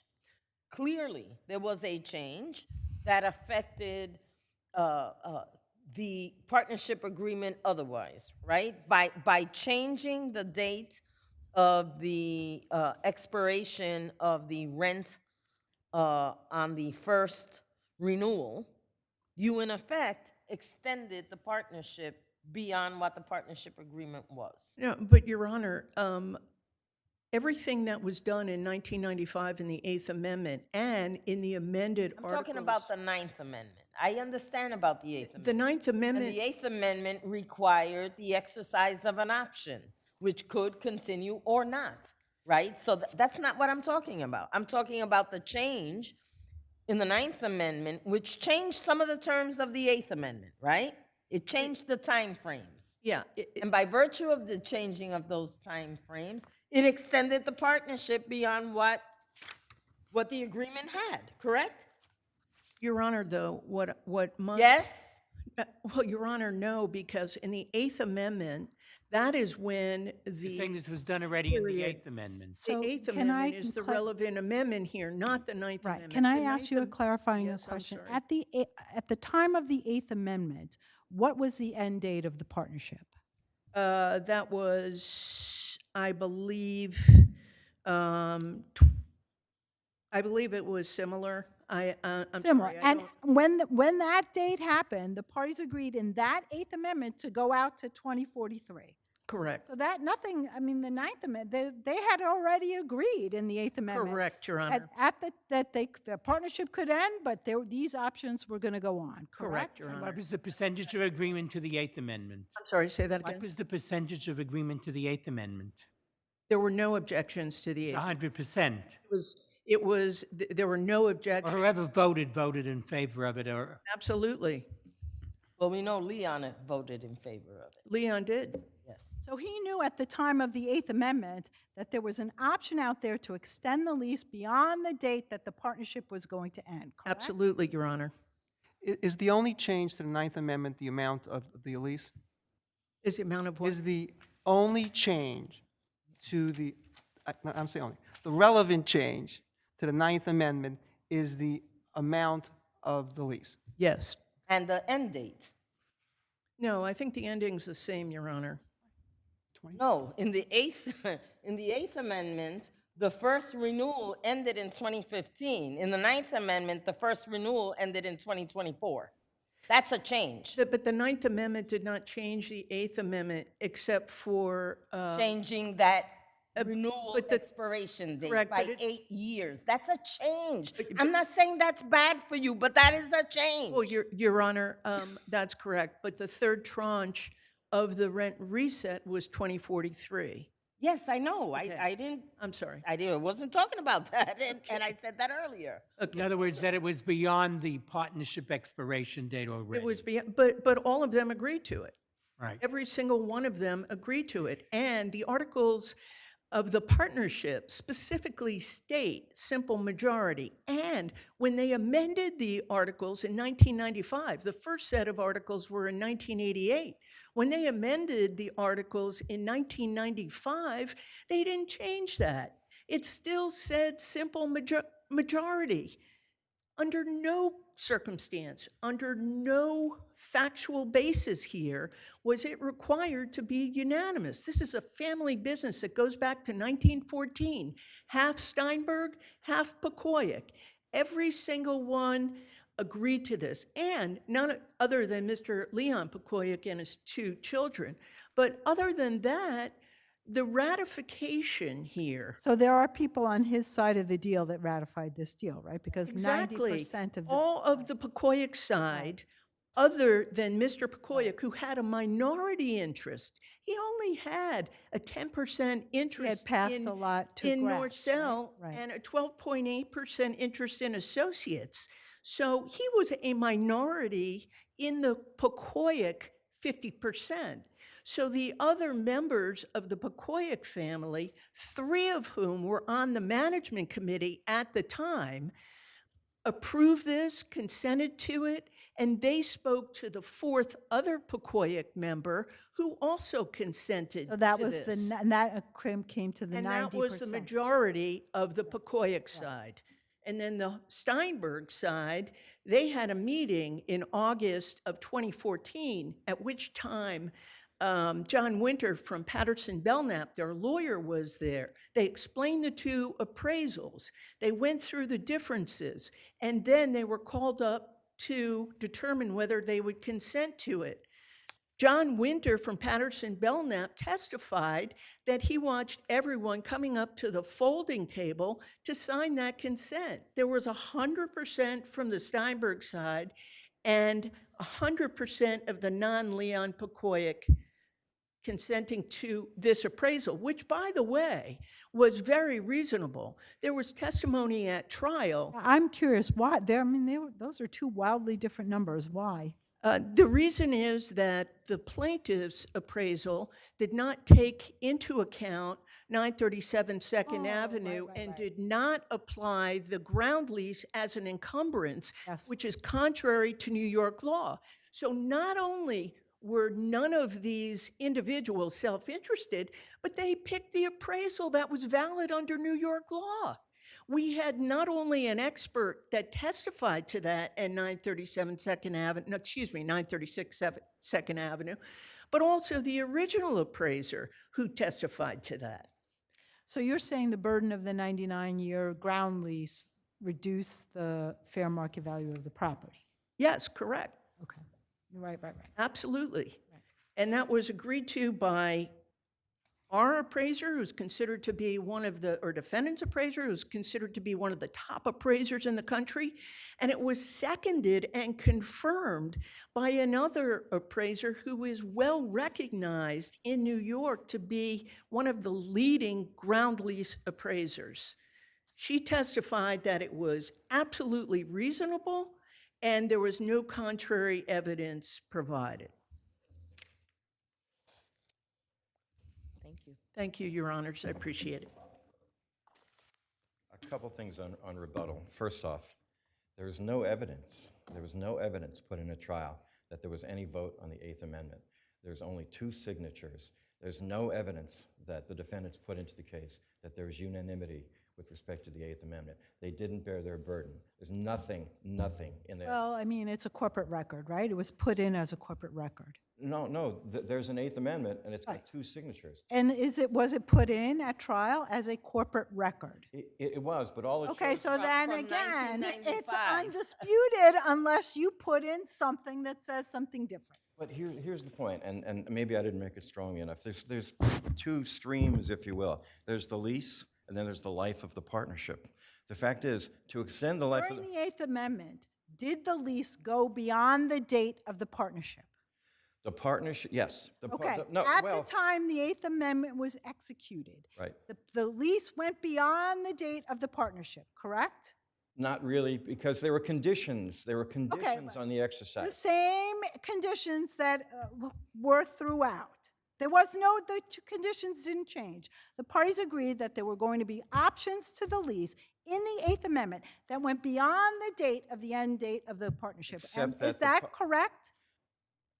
We don't know, because there's no evidence from the trial on this, Your Honor. I'm not trying to be The difficult. 8th Amendment was put into the record, correct? So signed- that is a corporate record. Yes. Showing, and unless you show me that it is not a good business record under the CPLR, which I don't think you're arguing, there's your evidence. But all it proves- Counsel, your client Yes. collected Yes. money year after year Yes. on that Eighth Amendment. That's not So for estoppel. you to come now, after a trial, Right. after the Ninth Amendment, to Right. try to resurrect that issue, We're not, clearly the court didn't buy it, and I don't think you're going to suffer a better fate here. Okay? Did you put in any evidence that the Eighth Amendment did not have Leon's consent? because the issue of estoppel wasn't raised at the trial. That issue wasn't raised. Whose burden was that? That's your argument? no, You're supposed to raise it. Our right? burden was to prove that the entire fairness doctrine should have applied, which we believe. And by the way, that Justice Scarpullo is All right. well, very, Counsel, if you look at the light, yes, it's red. it's red. Your time is up. Thank you so much. Have a good evening. Darrell versus Sophia P. Good afternoon, Your Honors, and may it please the court, I am Leah Edmonds of the Children's Law Center, appearing on behalf of the child, who is now 13 years old. And we're asking the court to affirm the family court's decision, which granted the father's modification petition and denied with prejudice his enforcement petition against the mother. The court properly crafted an order that compromised between the parents' respective conveniences for the child's best interests, and the father's application really was devoid of any consideration of that factor. At this point, I was unable to re-interview the child for this argument. However, when I spoke to him in September prior to filing my brief, he did express a desire to see the father, but had not done so until almost a year prior to our He discussion. didn't want to go for as long as the father wanted him to. Correct. He wanted to go for a week at a time. He's a 13-year-old. Exactly. He wants to hang out with his friends. Got it. Exactly. And so if Your Honors don't have any further questions, we'll rest on our papers. Thank you so much. Thank you. Okay. Frey versus Itzkowitz. This is me, I'm out. Justice Scarpula is recused on this case, and should there be a tie, the court will follow its AD1 procedures and vouch in another judge. May I proceed? Yes, you may. Good afternoon, Your Honors. My name is Nicholas Tam from Shab, Omni, Citron, and Spratt. On behalf of the defendants, appellants Dr. Itzkowitz and the hospital, the order below should be reversed because there's no question of fact regarding the lack of signs and symptoms of an infection when the patient came to Dr. Itzkowitz on October the 16th and as well as the 26th. Pneumonia is a Are you lung... here for the doctor? We represent the doctor, yes. Okay, isn't the plaintiff the one appealing?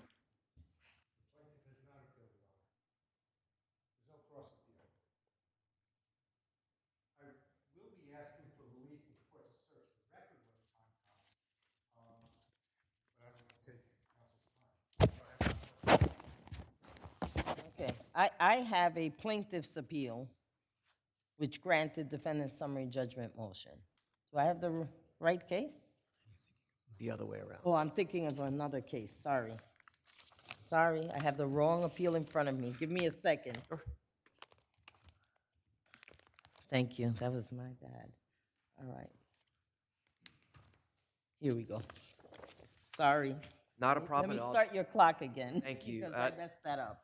So this is the case of Mr. Fry versus Dr. Itzkowitz, who's a comes gastro... down, does it not, to the plaintiff's point that on October 26th, Dr. Fry should have, not Dr. Fry, Dr. Itzkowitz should have recognized that the plaintiff had pneumonia starting.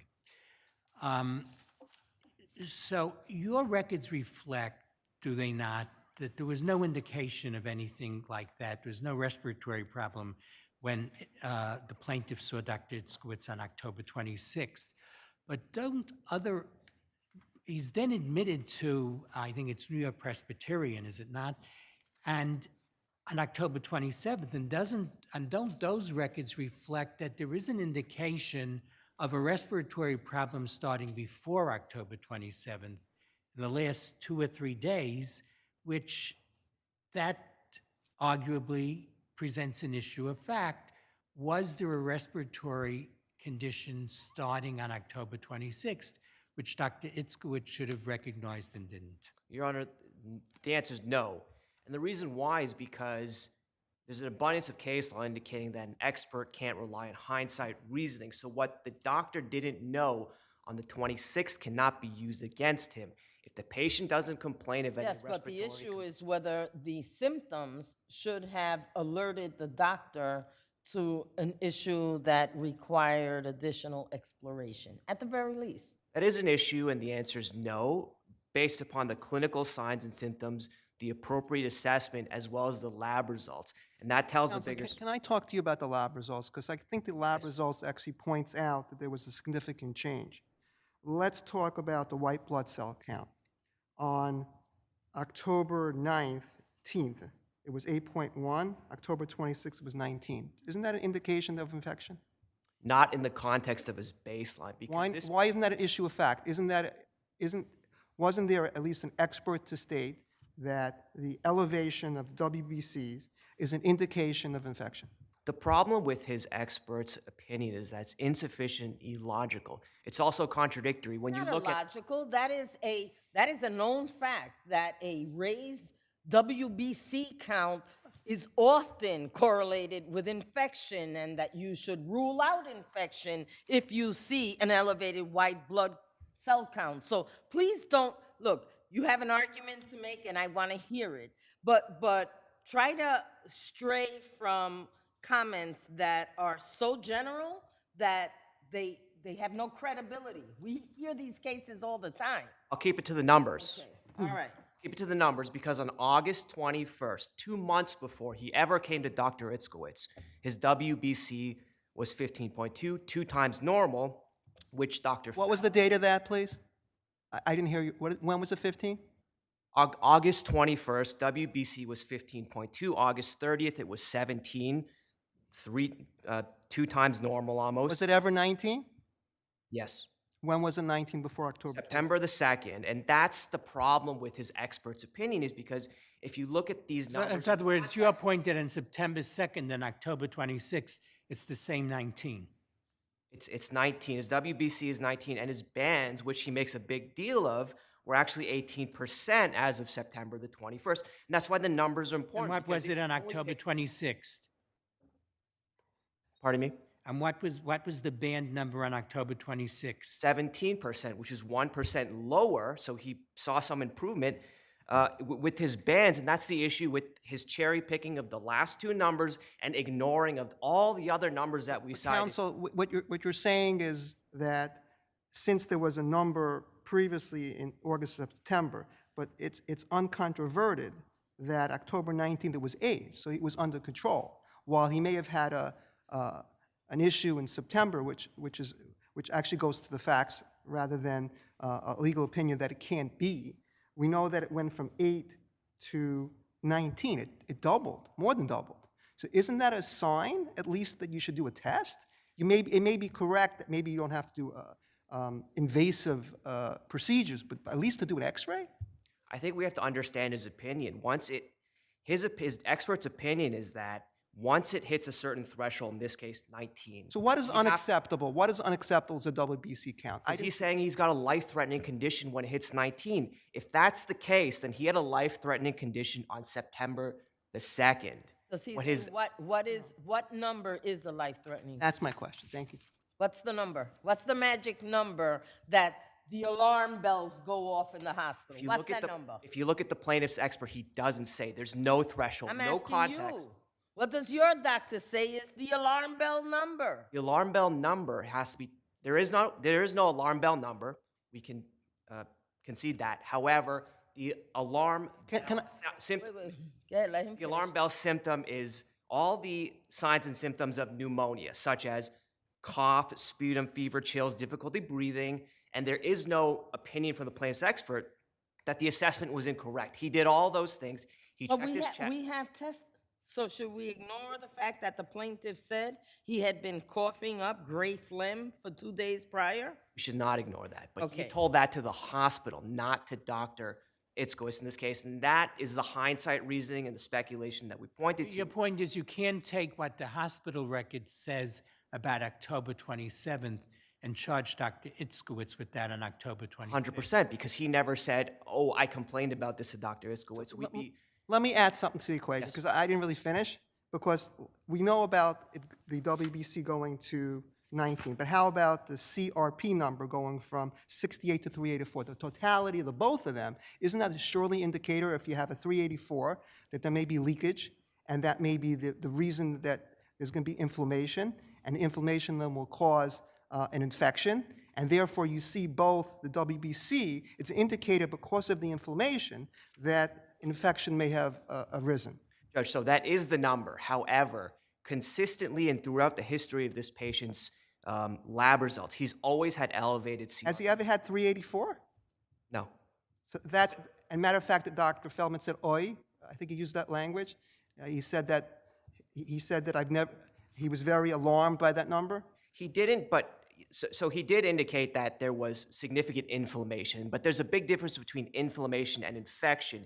He did testify in 580. Inflammation actually causes the infection. Isn't the coroner's report stated that the inflammation caused the infection?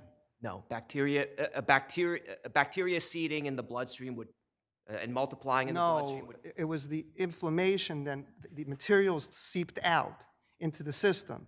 And I think that the coroner's report stated that that was the reason for the infection. Sorry, whose report? Wasn't there a report after death? The autopsy? Autopsy, I'm sorry, autopsy. I said coroner, but autopsy. So addressing that a couple ways, I think the first thing to understand is that Dr. Feldman's testimony is that the CRP goes up and down very rapidly.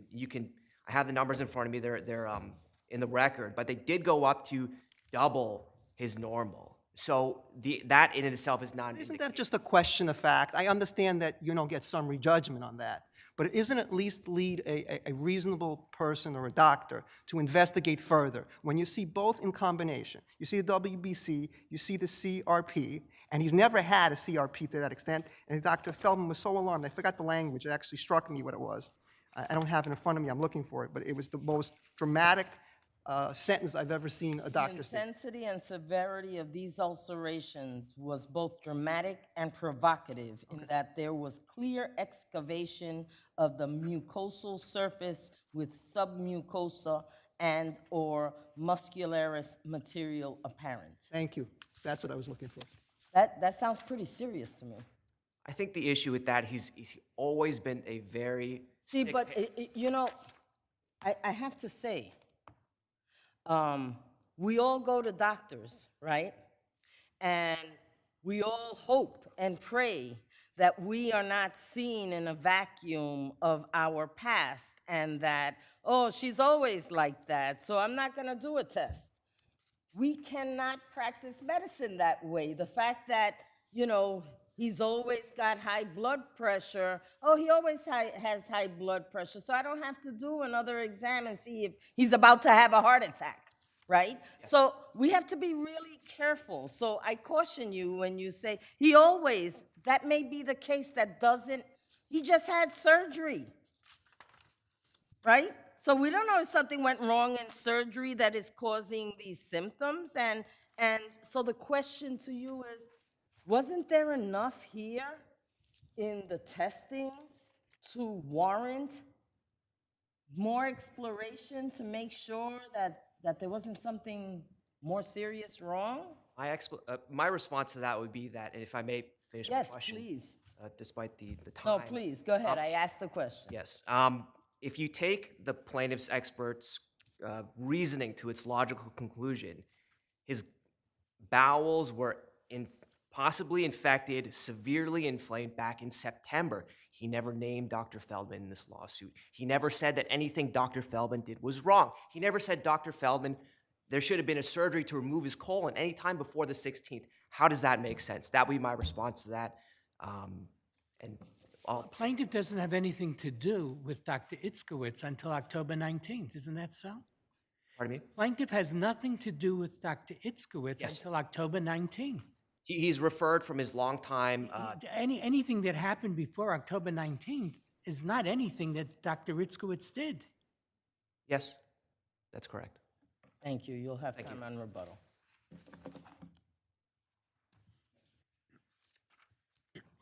May it please the court, Eric Turkowitz on behalf of the estate of Glenn Fry. I think, Judge Hagler, the phrase you were looking for before was skyrocketing inflammation. That's what I was looking for. You'll find that on page, I wanted both comments. Thank you. page 4410 of the record. I didn't write it down. It just hit my memory. That's okay, I got it. And what's the date of that skyrocketing inflammation? That would have been on the 26th, okay? That's a date. Of October. October 26th. That's the That date was to Feldman. That was a comment to Feldman. That was a comment from Feldman To Itzkowitz. to Itzkowitz That's by what I was told. email. Correct. Okay.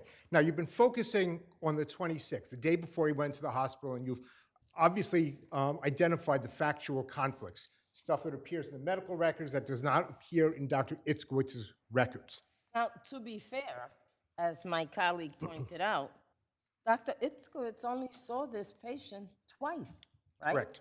On October 19th was his first consultation, having been referred to Dr. Itzkowitz by Dr. Feldman, right? Yes. And Dr. Feldman had been handling the care of this patient for years while he lived in California. That is correct. Okay. And then he comes to New York and is referred to Dr. Itzkowitz. His first visit is October 19th. Yes. And they had, you know, what usually happens on a first visit. You have a talk, you discuss why am I here, what your concerns are, and then you make a follow-up visit, which was done for October 26th, Correct. right? Yep. Okay. So tell me So, how this all lands on this doctor. okay, so there are two things. First is October 26th, all right? Where there's a clear discrepancy in what Dr. Itzkowitz wrote on that day and what appears in the hospital records the next day. And in fact, one of the allegations in the bill. Where does the information in the hospital records of the next day come from? It comes from a telephone conversation between Dr. Itzkowitz and someone at New York Presbyterian. Isn't that so? Actually, I think it was done in person. But it may have been by phone. I forget which it was, but Dr. Itzkowitz gave information both to both of the two hospitals, Lower Manhattan, and then the next day to Columbia Presbyterian. Okay. Certainly it wasn't coming from Glenn Fry because he was comatose at the time. So that's the first He thing. was comatose on October 26th? 27. Oh, okay. When he went into the hospital. He gets intubated. He gets intubated. He never speaks again. So there's obviously conflict, and one of the allegations in the bill of particulars is failure to take a proper history, right? This stuff exists here in the medical records, but it doesn't exist in his notes. So you have obvious factual conflicts that cannot Now, when you say that, are you suggesting that on an emergency intake, they should be able to record the entire medical history of this man? No, who no, had- no. Okay. I'm saying Dr. Itzkowitz didn't take a proper history on the 26th. He didn't get the cough and he didn't get the shortness of breath that was in the hospital records the next day, saying he had it for 2 days. But Where does that come from? That would, You- be an issue of fact. Counsel, you are suggesting, and unless his wife was sitting with him and would be able to testify, we went into Dr. Itzkowitz's office and she told, and my husband said X, Y, and Z? She was not there. Okay, so you are assuming that this patient told Dr. Itzkowitz that he was having trouble breathing. We don't know that. That's correct. It's an issue of fact as to where it came. How is that an issue of fact? As to where the- Your bringing it into the air doesn't make it an issue of fact. Who introduces that issue of fact? The issue of fact is to where. Who? No. Who? Someone has to introduce the issue of fact. You can't do it just through a question. No. Right? Put the medical So tell records me into evidence. what- The medical records say this. No. That doesn't tell me what happened the day before. That doesn't tell me, shortness of breath can develop like that, right? So how do I know that he didn't start developing shortness of breath the night before? So that the day he went to the doctor on the 26th, he didn't report it because he wasn't experiencing it. There is another note that says that he'd had it by the weekend, and the visit on the 26th. was That's all Monday. the hospital notes. That That's what is said at the hospital. That's correct. After October 26th, the fact that there are issues of fact between what the hospital records say and what Dr. Itzkowitz's records say doesn't matter unless it goes to the point that Dr. Itzkowitz failed to do something that he should have done on October 26th. And there's something within the information that was available to Dr. Itzkowitz on October 26th that should have lit a bulb in his head. Hey, this guy might have pneumonia. Although certainly the blood values would do that.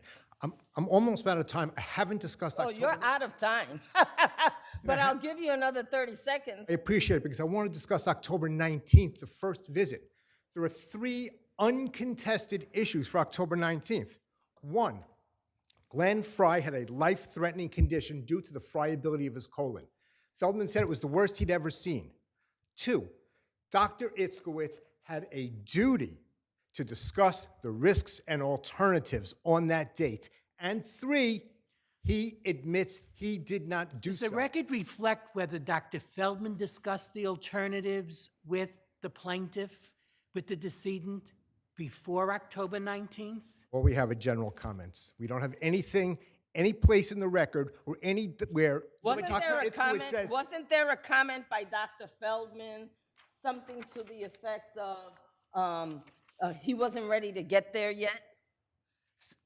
I don't remember that. On the issue of needing I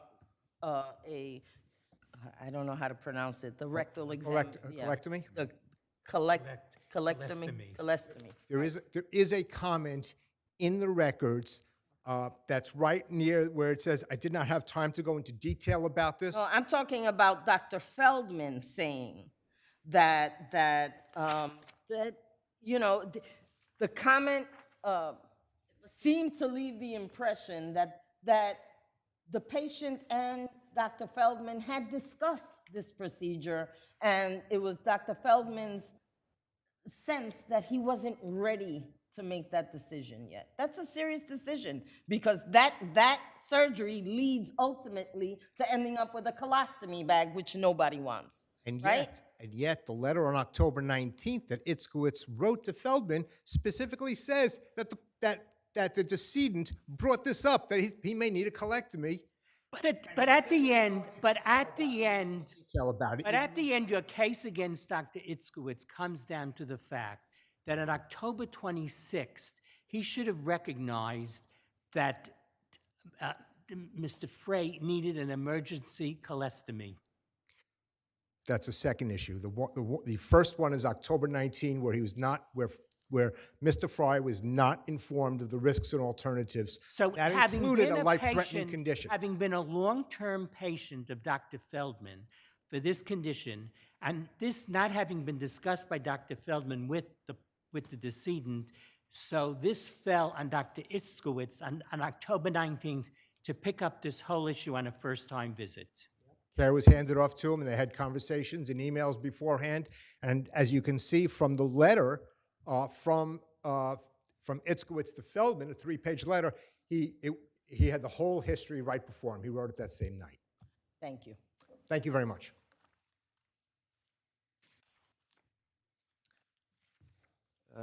Your Honors, very briefly, I think the court picked up on the fact that this was Dr. Feldman's long-term patients. He had seen him over 100 times since the 80s. Certainly, the medication that was authorized by his doctor, long-term doctor in California, that was carried over to be continued by Dr. Itzkowitz, did not fall on Dr. Itzkowitz unless there was some significant change. Counsel, isn't it true that Dr. Feldman was not privy to the WBC count and only Dr. Itzkowitz had the WBC count? Didn't it fall to him to make that determination whether to order a diagnostic test of an X-ray? There were emails back and forth about his Who was the doctor in charge of the care of the patient between October 19th and October 26th? Was it Dr. Feldman or was it Dr. Itzkowitz? Obviously, it had to be Dr. Itzkowitz because he was physically in New York. They were always in communication. Who was directing the care on the ground in New York? Dr. Itzkowitz was evaluating him. He was making sure that there was Can you something answer that my needed- question, please? The answer to this question does not hurt you. Okay, it's Dr. Itzkowitz is the person what I who's seeing him. That's correct. Thank you so much. Thank you. Menks versus Beth Abraham. And Justice Hagler is recused on this case, and as stated earlier, should there be a tie, in accordance with the AD1 rules, a judge will be vouched in. Okay. So what was Justice Hagler? Hagler, he has recused. I don't discuss that in open court, counsel. Okay, There is a form filed. If you wish to find out, go to the clerk's office. fine, thank you. May it please the court, I'm Cheryl Menkes. I'm a licensed attorney in the state of New York. I'm Menkes Law Firm, and I'm the administrator of the estate of Dita Menkes, who's my mother. Dita was a resident of defendant's facility from 1994 through 1999.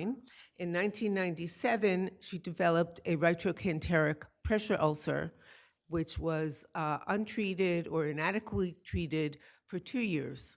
And when she was admitted to Montefiore Hospital, they diagnosed that the pressure sore had reached the bone, had become infected, had seeded bacteria into the prosthesis, and the femur, causing incurable osteomyelitis at her debilitated state, and a sepsis and a very gruesome death. So my first appeal is for spoliation of evidence and fraud upon the court.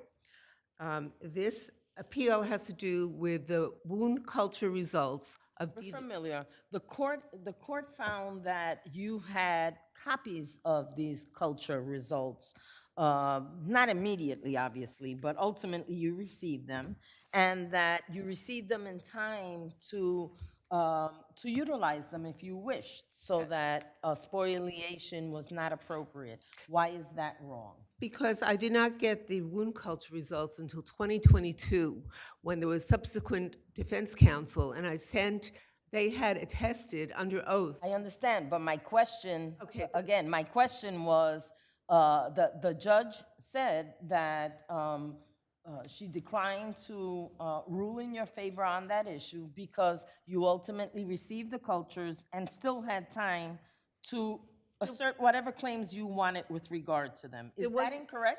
That is incorrect, Your Honor. How? I got the cultures in 2022. What were you prevented from asserting? I was prevented from asserting a medical malpractice Didn't you claim. assert a medical malpractice? No, I did not. Oh, so your position is you don't have a med mal claim now? My position was until 2022. I did not know I had a med mal claim. It was all public health law. What was your claim? Public health law Based on what? 2801D. Based on what? Well, her pressure sores, you're not supposed to get pressure sores. Her range of motion, you're not supposed to have a decrease in range of motion. Dehydration, malnutrition. That wasn't, you couldn't have pled a med mal claim based on No, all I that? could have pled a med mal claim, but I couldn't have sustained it. The defendants made 2 motions for summary judgment. The Did last you- one. Once you got that information in 2022, did you try and amend? No, I did not try to amend. I looked up the statute of limitations, which is 2.5 years. I looked back the look-back period, which was 7 years. I was out of everything. And how about the relation back doctrine? Did you consider that? I was out of the ability to bring a cause of action. And Okay, but assuming that you could have, because on the same facts, right, all those similar types of facts. I don't think I could You never asserted, you never even tried to assert that. Well, I claim. did research on it, and the defendants accused me of bringing frivolous claims. Had I brought a med mal cause of action that I couldn't sustain, it would certainly be frivolous. I mean, I don't bring frivolous claims, but that would have been, in my opinion, frivolous because I couldn't sustain it. I didn't have the causal link, which were the wound cultures. So you're saying you asked for those wound cultures in 2002 to 2022, and Every you didn't way- get them I'm sorry to for interrupt. 20 years? Every way possible. Did you ever make a motion before Made the 20 motions, years? they were denied. I included the transcript in front of Judge Green, and Stanley Green in 2015, where the defendant said, we have given her certified records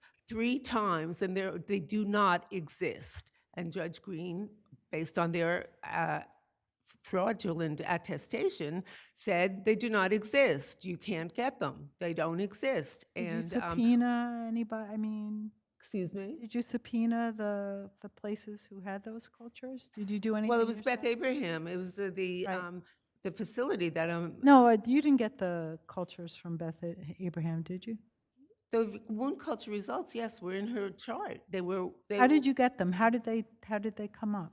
In 2022, the defendant, Beth Abraham, retained subsequent counsel. Oh, okay, and they And and they I did revisit. a Okay, okay, demand, all right, and there okay. they were, lo and behold. right.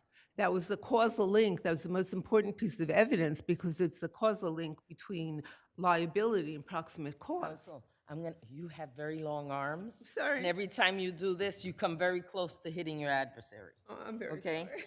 Go ahead. I'll stand over. You don't notice it, but I'm watching. I'm very sorry. Okay. I don't want to. It's all right. Go ahead. Physical violence is not something I do. But at any rate, so these wound cultures came into existence in 2022. There was no explanation. Defendants still never explained why they were not in the chart. And they were spoliated. And Mossayed v. Tech v. Samsung, which is in my brief, holds that spoliation includes withholding evidence. And there was certainly even more important than that, there was fraud upon the court. And You want to address the other issue? what other issue? The issue with regard to that the defendants raised with regard to your representation and whether you have a right to represent. Oh, that is a totally frivolous claim. Any claim where an administrator is precluded from representing an estate when there are other beneficiaries or when the administrator is not a lawyer, because it's violation of Judiciary Law 478. I am a licensed lawyer. I have every right to be the administrator. When I became administrator, I had 2 living sisters. They were both cited. And there was no objection to my being administrator. So I am a valid administrator of the estate, and I'm validly the attorney of record. There was You're not going, let me just say, you're not, because you're going to be a witness at trial, right? right. You're not I have going. a trial attorney. You have I've trial. retained trial counsel. Right, we all, right, okay. So I just wanted to go into the case law that I put in my brief. The Supreme Court has weighed in on fraud on the court. It really is an affront on the integrity of the judicial system to lie for 15 years saying wound cultures do not exist when indeed they do exist. And the cases hold dismissal is necessary to preserve the integrity of the legal system. Anything less sends a message to litigants to conceal evidence long enough to wait out the statute of limitations and escape liability.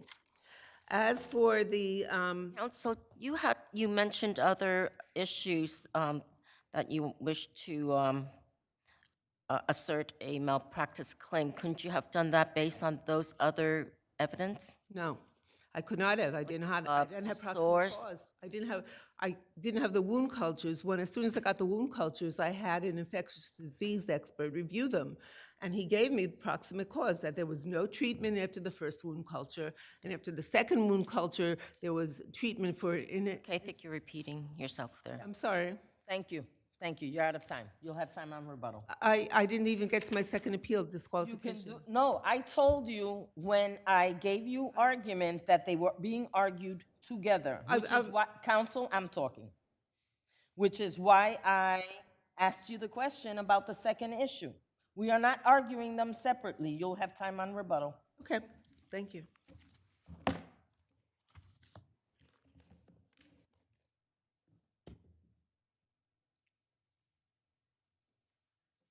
You may proceed. Good afternoon. May it please the court.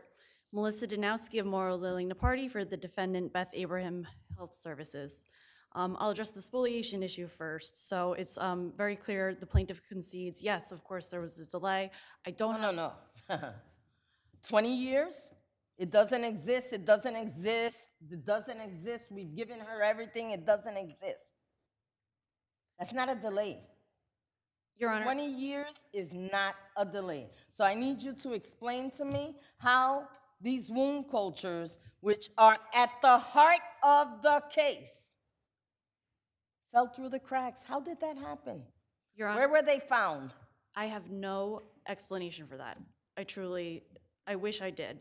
What I will say, though, is that the wound culture results she's referring to were duplicative of what was already reported in the physician progress notes, which she did have since Yeah, the but the beginning of the case. physician progress notes doesn't have the breakdown of testing.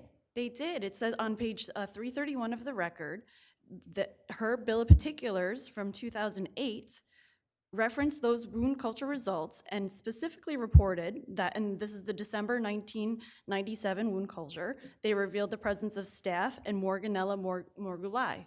So they were really specific. She had that information. So there was no prejudice here. What page is that on? 331 of the record, and that's plaintiff's bill. That was inside plaintiff's bills of particulars. And then she went beyond. In her CPLR 3101D, she served an expert exchange from an infectious disease doctor who opined and referenced that and claimed that there was a lack of timely diagnosis and medical treatment with respect to the wound culture results. So that's what was unclear to me. Is there a medical malpractice claim or not? Well, initially there was a separate complaint against the physician. That sounded in medical malpractice. Beth Abraham was not named. Then she discontinued those claims against the physician and just sought the public health law claim against the facility. And so, okay, and the facility wasn't the one who had the obligation to diagnose or not diagnose? Of course not, Okay. yes, Your Honor. Okay, I get it. So that's the issue. So there really, yes, of course there was a delay. There's nothing in the record to show that it was anything but inadvertent. This is before the advent of electronic medical records. It was a separate document, different from the medical chart. And again, plaintiff wasn't prejudiced. With results of her... Medical records weren't in computers in 2000? Sorry, this treatment was from the 1990s, so she died in 1997. So yes, yes, it was. Got that. Yes, you're right. It was the day of paper charts. Got it. So I think that, that's. But let me ask you something on the other issue.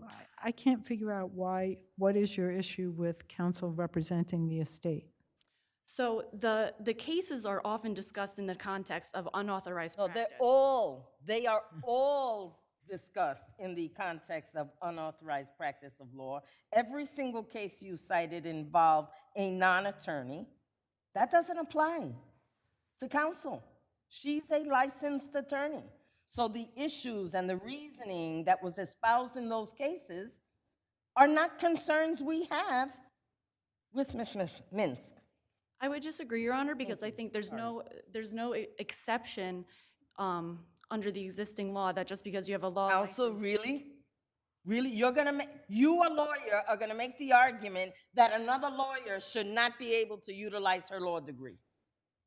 I'm not making that. Let me ask you this. Have you ever had anyone in your family ask you to represent them on the sale of their house, to draft a will, to do? You don't say to yourself, can't do it, right? Of course you do. And what's to stop her from representing the estate that she's an administrator of? I appreciate that, Your Honor. And we all agreed. The first question I asked her was, you're not doing the trial because you're going to be a witness, right? So I don't know what your beef is. So the case is on the trial calendar now. We're post note of issue. It's time for again. I don't know what your beef is. She's got trial counsel. What are you appealing? Until the trial, she has an absolute right to represent her estate. She has an absolute right to keep legal expenses down for the administration of that estate. And you and your client don't have a right to say, run up legal bills so that the estate has to pay. You don't have that right. She is a qualified lawyer, and it is outrageous. Outrageous. You may not like her. She may be a thorn in your side. She files too many motions, but that's her job. Okay? All right. Anything else?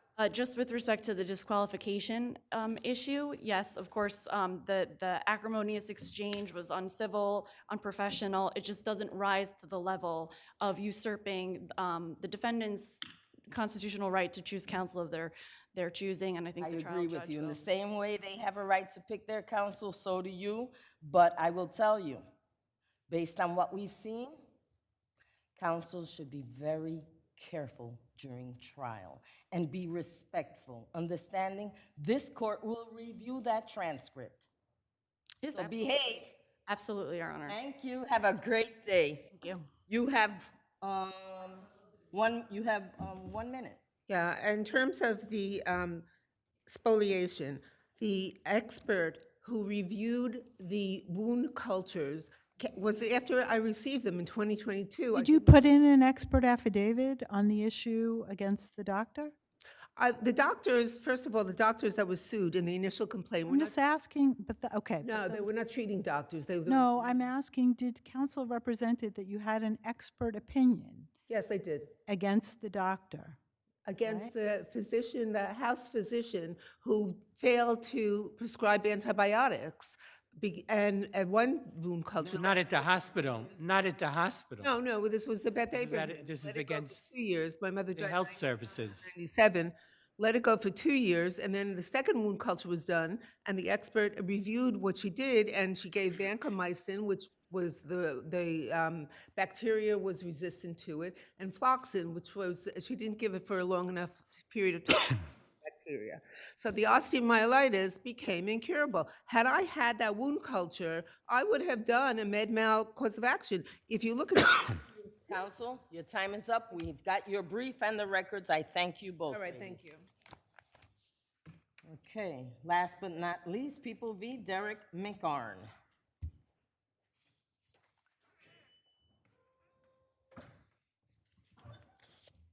You may proceed. Thank you. May it please the court, Sarah Siegel for appellant Derek McArn.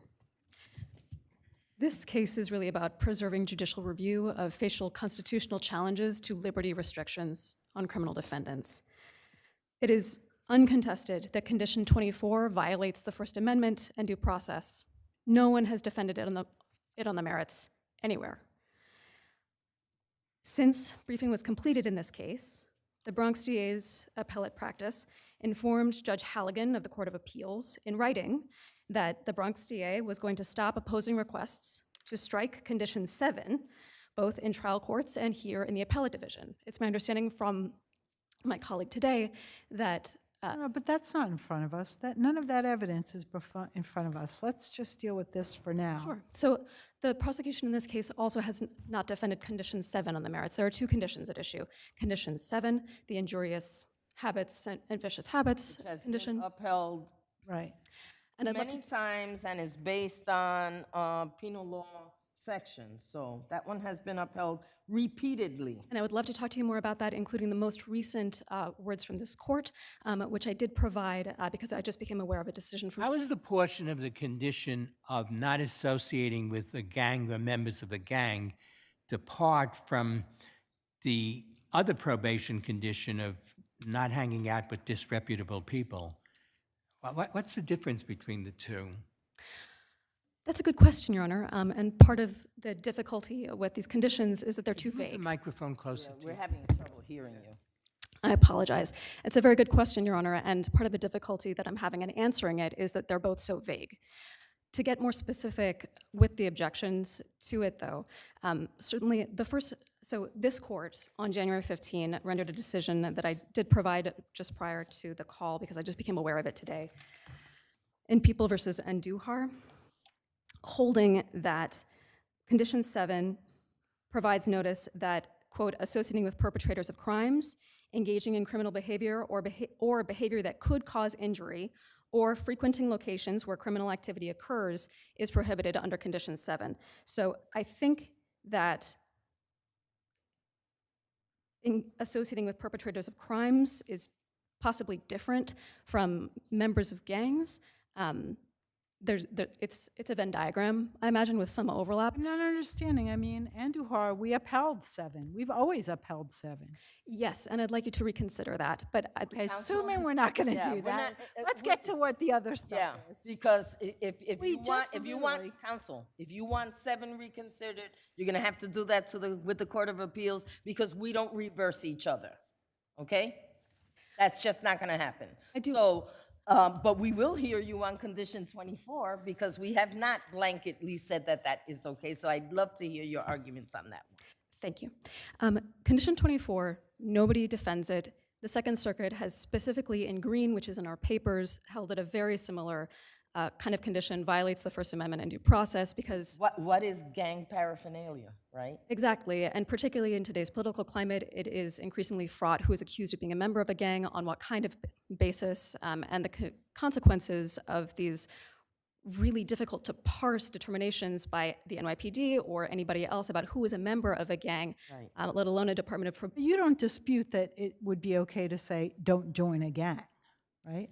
So the courts that have considered this and said, what can we do here? What's permissible? Have said, absolutely, you can try to prescribe this kind of conduct. You're but you just have to do it saying more that specifically. this language is So- too overbroad. Right. So And it's not, I mean, this guy is not there's no indication that he joined a gang or was part of a gang. no, or he he's a has no 21-year-old with no prior record who had And nothing in the wonderful facts audits. of the case alluded to any gang involvement or connection. No, instead, there was this real suggestion and admission by him in the course of his programming that, look, he had fallen in with the wrong crowd. That's not the same as a gang, but part of the problem with Condition 24 is that it really provides the Department of Probation with significant discretion to decide what counts. And indeed, If you're the wearing a red prosecution- bandana instead of a blue bandana, or you Right. get a Red or blue, both tattoo. of those are bad in this. I know, or you get a tattoo that you like, and then Right, someone says, right. oh, you must be a gang member because that Trendagua gang has those. Right, and indeed, the prosecution, in its opposition, took the position that my client should be subject to a gang position on a gang sort of prohibition on this basis of this record. So there is a real risk that a probation officer would indeed take the same position, which we find unreasonable. I would like to say just one word about the preservation requirements, and this court's holding in Andujar that preservation is required for facial constitutional claims, because I don't believe that this court's attention was drawn to two really important Court of Appeals cases that I respectfully submit require a different result. They are Morse and Sams. They are really extensively discussed. But I'm not gonna let you go into a hole. You can Rebuttal. do that on your rebuttal time. Counsel? Thank you, Your Honors. Good afternoon, Your Honors. Andrew Loizides, appearing for the people. Excuse me. I first would just like to start, Your Honors, that in terms of the waiver of appeal as brought up in this case, that we believe that the waiver was valid. The defendant's sentence is not excessive. Condition 7, as this court has held before, is very clear. And again, given this this defendant's affiliation with, in his own words, horrible peers, that's enough for to realize you need to stay away from these people. Now, as to Condition 24, the gang paraphernalia, it is true. The defendant himself did not state that he was a member of a gang. He actually said, I'm not affiliated. And there's nothing in this fact pattern, nothing that connects it to a gang. So this condition is just pulled out of thin air. Well, Your Honor, I think there is a possibility, though, that... Oh, so on the basis of a possibility, we should restrict behavior that one is vague, because as I said to your adversary, what is gang paraphernalia? Which is fair, but however, given that he, again, his... Yeah, but don't gloss over it so fast. It's fair. I know it's fair. So what is it? So if he wears a bandana, is he in violation? If he wears red or blue, is he a blood or a crip? I mean, how far does this go? I don't think it's just by wearing like, for example, if you're using the example of the color, for example, red or blue, but for example, if there's symbols affiliated with a gang. Well, red and blue is a symbol. Yes. Those are the colors affiliated with two gangs. So can he not wear red or blue because those are the colors of the Bloods and the Crips? I think if it's especially they were to find what was the reason why he was wearing them. That's the point, right? So we're going to now leave to a probation officer to decide what constitutes a violation of this very vague condition?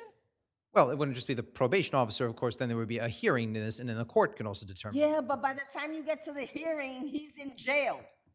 Very true, Your Honor.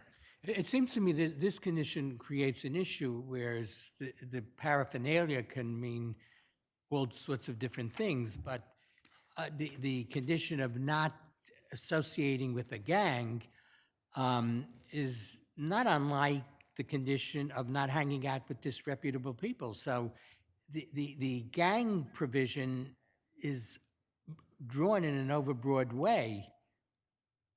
Which I think, Your Honor, that there's something to be said that to stay away from individuals affiliated with gangs, which I think That's is not just the problem is the condition just isn't that, right? It's one thing to say, and you should not join a gang or hang out with or be, spend your time with gang members. It says anything, like maybe I like a snake and I want to get a snake tattoo on my fingers.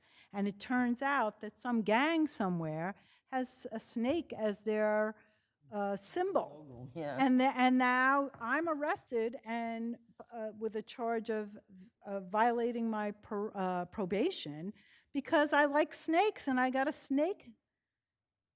So you can't just parse it out that way. It's the whole condition. That's the problem. which I understand the court's I mean, concern. Doesn't this condition have to be recast to be directed just at not associating with the gang? If that's needed, then perhaps it would be necessary, but simultaneously, for him to stay away from gang members and to avoid what is, I suppose, common gang-related symbols or whatnot, but Oh, I see, that's the problem. I mean, people like symbols, and they might like them even if they are associated with a gang. Why can't I get a tattoo of a snake? And why should that, just because some gang has appropriated it as their symbol, why should that cause me to have my probation revoked? just more so that it would give the idea that you're going back to being with those individuals Well, that but we were. in this case, there's no indication that he ever was with those individuals. No, but We're layering speculation on top of speculation on top of speculation. If. Only that we. So I have no problem with probation, and probation, by the way, has absolutely no impediment to imposing new conditions as the circumstances warrant. So if this defendant starts hanging out with gang members, guess what? Probation can start that condition. But as I mentioned before, he has to stay away from these types of individuals. As That's covered by 7. true, There's but not a I just problem with that. It's but- the rest of it. You can't dress a certain way. You can't, listen to certain music. You can't have certain tattoos. That's the problem. I understand Your Honor's concern, and Your Honor, I appreciate it. Thank you. And you have 1 minute on rebuttal. Thank you. Just very briefly, if the court were to suggest language regarding Condition 24, I would ask that you include some kind of scienter element about how the probationer is supposed to know that the person... Well, this court cannot redraft Certainly. probation conditions. I will move on. But certainly, we understand what you're saying. I will move on. I'm going to quote from the Court of Appeals. The right to be sentenced as provided by law, though not formally raised at the trial level, preserves a departure therefrom for review in this court, that is People v. Sams, 95, New York 2nd, 52. And we know that an unconstitutional sentence is an unauthorized sentence from Sams itself, which highlighted, quote, an unpreserved but reviewable, end quote, ex post facto clause challenge to a sentence adjudicated in People v. Morse, 62 NY 2nd, 205, 214.